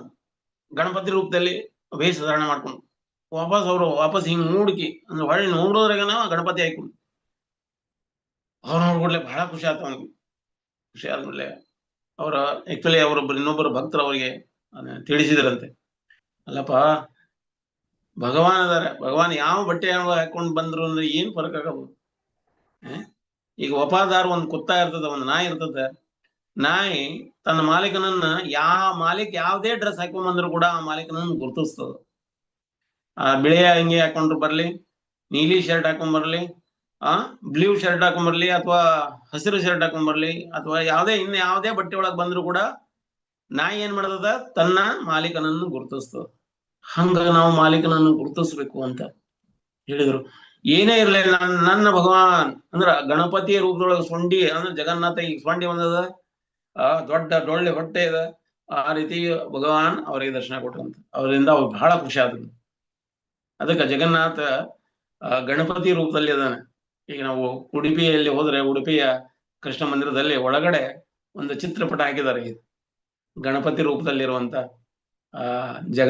ಕೃಷ್ಣ. ಇದು ಯಾರು ಫೋಟೋ, ಇದು ಎಲ್ಲಿ ಕತೆ ಅಂತ ನಾವು ಮೊದ್ಲು ಕೇಳಿದ್ವಿ. ನಮ್ಗೆ ಇದ್ರ ಕತೆ ವಿವರಣೆ ನಮ್ಗೆ ಗೊತ್ತಿರ್ಲಿಲ್ಲ. ಇವಾಗ ನಾವು ಈ ಲೆಕ್ಚರ್ ಪ್ರಿಪೇರ್ ಮಾಡ್ಬೇಕಾದ್ರೆ ಈ ಕತೆ ನಮ್ಗೆ ಸಿಕ್ತು. ಜಗನ್ನಾಥ ಯಾವ ರೀತಿ ಗಣಪತಿ ಆಗಿ ಬಂದ್ರು. ಇದಕ್ಕಿಂತ ಹಿಂದಲ್ ಮೇಲೆ 15 ದಿನ ಅಂದ್ರೆ ಭಗವಾನನ ಗಜವೇಷ ಧಾರಣ ಮಾಡ್ತಾರಂತ ಹೇಳ್ತಾರಲ್ಲ. ಗಜವೇಷ ಧಾರಣ ಅಂದ್ರೆ ಯಾರು? ಗಣಪತಿಯ ವೇಷ. ಪ್ರತಿ ಸ್ನಾನ ಯಾತ್ರಕ್ಕೊಮ್ಮೆ ಜಗನ್ನಾಥಗೆ ಗಣಪತಿಯ ವೇಷ ಧಾರಣ ಮಾಡ್ತಾರೆ. ಹಿಂಗ ಯಾಕ ಇದನ್ನ ಪ್ರತಿ ವರ್ಷನೂ ಧಾರಣ ಮಾಡಿಸ್ತಾರಂತಂದ್ರ ಈ ಭಕ್ತನ ಒಂದು ಖುಷಿಗೋಸ್ಕರ. ಈ ಭಕ್ತ ಏನ್ ಮಾಡ್ತಾನೆ, ಇದು ಬರೀ ನನಗೊಬ್ಬರಿಗೆ ಕಂಡ್ರೆ, ಈ ರೂಪ ನನಗೊಬ್ಬರಿಗೆ ಕಂಡ್ರೆ ಸಾಕಾಗುದಿಲ್ಲ, ಇದು ನೀವೆಲ್ಲರಿಗೂ ಈ ರೂಪದಿಂದ ನೀವು ಕೃಪಾ ಮಾಡ್ಬೇಕು ಅಂತ. ಆದ್ದರಿಂದ ಪ್ರತಿ ವರ್ಷನೂ ಸ್ನಾನ ಯಾತ್ರದೊಳಗ ಗಣಪತಿಯ ಅಥವಾ ಗಜವೇಷ ಧಾರಣ ಮಾಡ್ತಾರಂತ. ಹಿಂಗ ಜಗನ್ನಾಥನ ಲೀಲೆಗಳು ಈ ಜಗತ್ತಿನೊಳಗ ಮಾಡ್ತಾ ಇದ್ದಾರೆ. ಜಗನ್ನಾಥ ಯಾವ ರೀತಿ ಪ್ರಕಟ ಆದ್ಮೇಲೆ ಇಂದ್ರದ್ಯುಮ್ನ ಮಹಾರಾಜರ ಒಂದು ಸೇವೆ ಸ್ವೀಕಾರ ಮಾಡಿ ಅವನಿಗೆ ವರಗಳನ್ನು ಕೊಟ್ರು. ಆ ವರಗಳು ನಾವು ನೋಡಿದೀವಿ. ಜಗನ್ನಾಥ ಯಾವ ರೀತಿ ಅವನ ಸ್ನಾನ ಮಾಡ್ತಾರೆ, ಆ ಸ್ನಾನಕ್ಕ ಯಾವ ಬಾವಿಯ ನೀರನ್ನು ಉಪಯೋಗ ಮಾಡ್ತಾರೆ, ಆ ಸ್ನಾನಕ್ಕಾಗಿ ಯಾವ ರೀತಿ ಸೇಂಟೆಡ್ ವಾಟರ್ ಅಂದ್ರೆ ನೀರನ್ನು ತಯಾರು ಮಾಡುವಂತ ಹಳದಿ, ಚಂದನ, ಅಗುರೂಕ, ಪರಿಮಳ ಭರಿತವಾಗಿರುವಂತ ಆ ನೀರು, ಅದನ್ನ ಪೂಜಿಸುವಂತದ್ದು.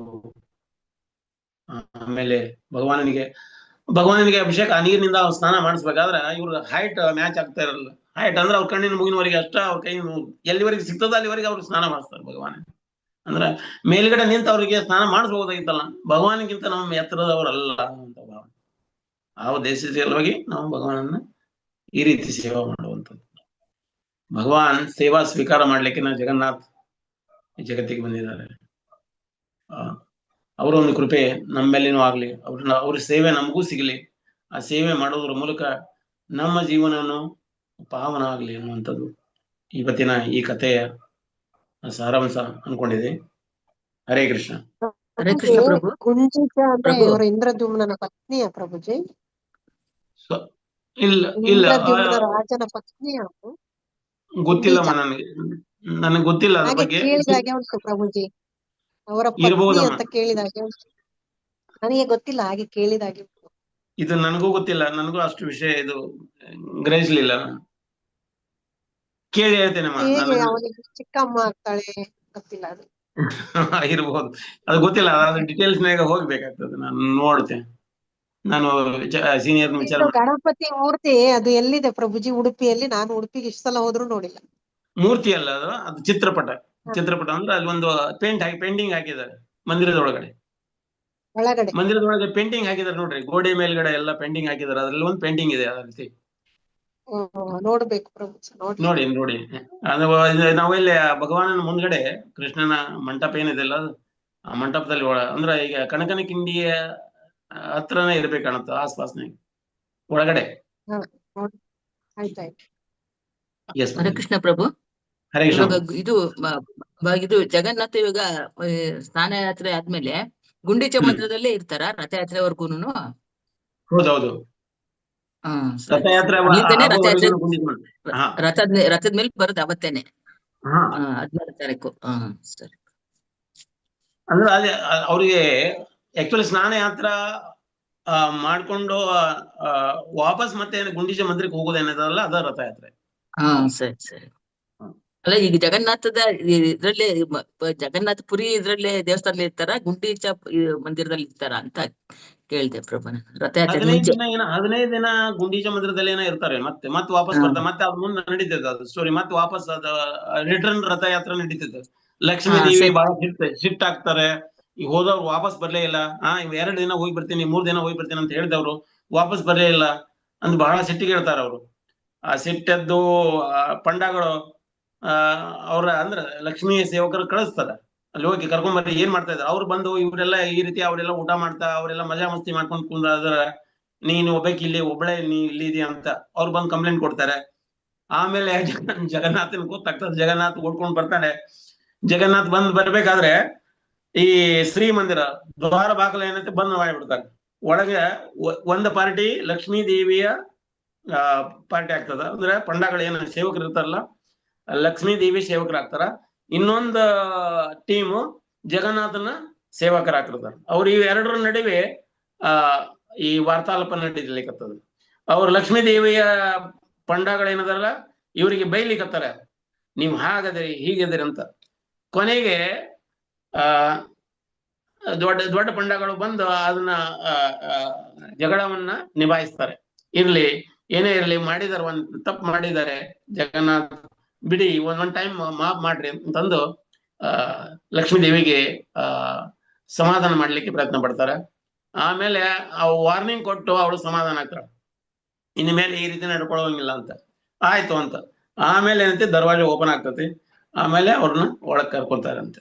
ಅವಾಗ ಕರ್ಕೊಳ್ಳೋಕ್ಕಿಂತ ಮೊದಲ ಇದನ್ನೇನೈತಿ, ರಂಗನಾಥದೊಳಗ ಶ್ರೀರಂಗಮದೊಳಗನು ಕೂಡ ಈ ರೀತಿ ಉತ್ಸವ ನಡೀತೈತಿ.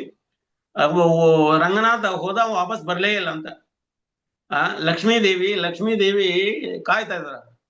ಅವಾಗ ರಂಗನಾಥ್ ವಾಪಸ್ ಬರ್ಬೇಕಾದ್ರ ಬೇರೆ ಬೇರೆ ಗತಿಗಳ ಮೂಲಕ ಲಕ್ಷ್ಮೀ ದೇವಿನ ಮನವೊಲಿಸ್ಲಿಕ್ಕೆ ಪ್ರಯತ್ನ ಮಾಡ್ತಾರೆ. ಅವಾಗ ಸರ್ಪಗತಿ ಒಳಗ, ಅಶ್ವಗತಿ ಒಳಗ, ಗಜಗತಿ, ಈ ರೀತಿ ಅಂದ್ರೆ ಈಗ ಭಗವಾನ್ ಆಯಾ ರೀತಿ ಒಳಗೆ ನಡೆದು ತೋರಿಸ್ತಾರಂತೆ. ಹಾವಿನ ರೂಪದೊಳಗೆ ನಡೆದು ಬರ್ತಾನೆ, ಅವಾಗನು ಲಕ್ಷ್ಮೀ ದೇವಿ ಒಪ್ಕೊಳ್ಳೋದಿಲ್ಲ.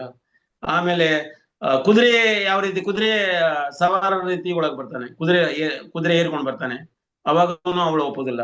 ಆಮೇಲೆ ಆನೆಯ ಮೇಲೆ ಆನೆ ನಡೆದ ರೀತಿ ಒಳಗೆ ನಡೆದು ಬರ್ತಾನೆ, ಅದಕ್ಕೂ ಒಪ್ಕೊಳ್ಳೋದಿಲ್ಲ. ಹಿಂಗ ಬೇರೆ ಬೇರೆ ಹೇಗೋ ಮಾಡಿ ಲಕ್ಷ್ಮೀ ದೇವಿನ ಸಮಾಧಾನ ಮಾಡಬಹುದು.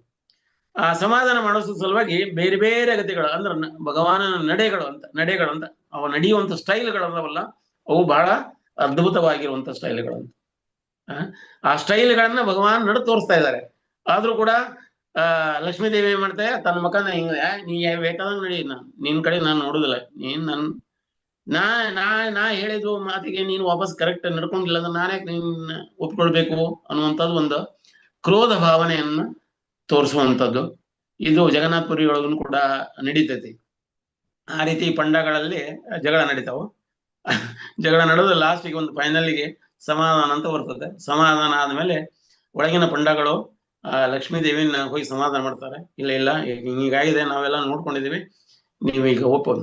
ಆಮೇಲೆ ಏನಂತಿ ದರ್ವಾಜ ಓಪನ್ ಮಾಡ್ತಾರೆ. ಲಕ್ಷ್ಮೀ ದೇವಿ ಸಿಟ್ಟು ಮತ್ತು ಪ್ರೇಮದ ಒಂದು ಭಾವದಲ್ಲಿ ಜಗನ್ನಾಥನ ಒಳಗೆ ಸ್ವೀಕಾರ ಮಾಡ್ತಾರಂತ, ಒಳಗೆ ಕರ್ಕೊಂಡು ಹೋಗ್ತಾರಂತ. ಹೆಂಗೆ ಇದು ಒಂದು ನಮನಿ ಭಕ್ತರ ಒಂದು ಭಾವನೆ ಉತ್ಕೃಷ್ಟತೆಗೆ ತಗೊಂಡು ಹೋಗ್ತದೆ ಭಗವಾನನ ಸೇವೆ ಅಂತದ್ದು. ಹೀಗೆ ಹರೇ ಕೃಷ್ಣ. ಮತ್ತೆ ಯಾರ್ದಾದ್ರು ಟೀಕಾ ಟಿಪ್ಪಣಿ?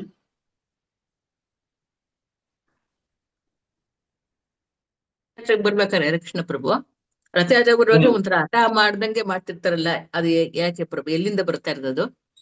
ಒಂಥರ ಭಗವಂತ ರಥದ ಮೇಲೆ ಬರ್ಬೇಕಾರೆ ತುಂಬಾ ಒಂಥರ ಹಠ ಮಾಡ್ದಂಗೆ ಬರ್ತಿರ್ತಾರಲ್ಲ, ಅದು ಯಾಕೆ ಪ್ರಭು? ಅದು ಗೊತ್ತಿಲ್ಲ ನನಗೆ.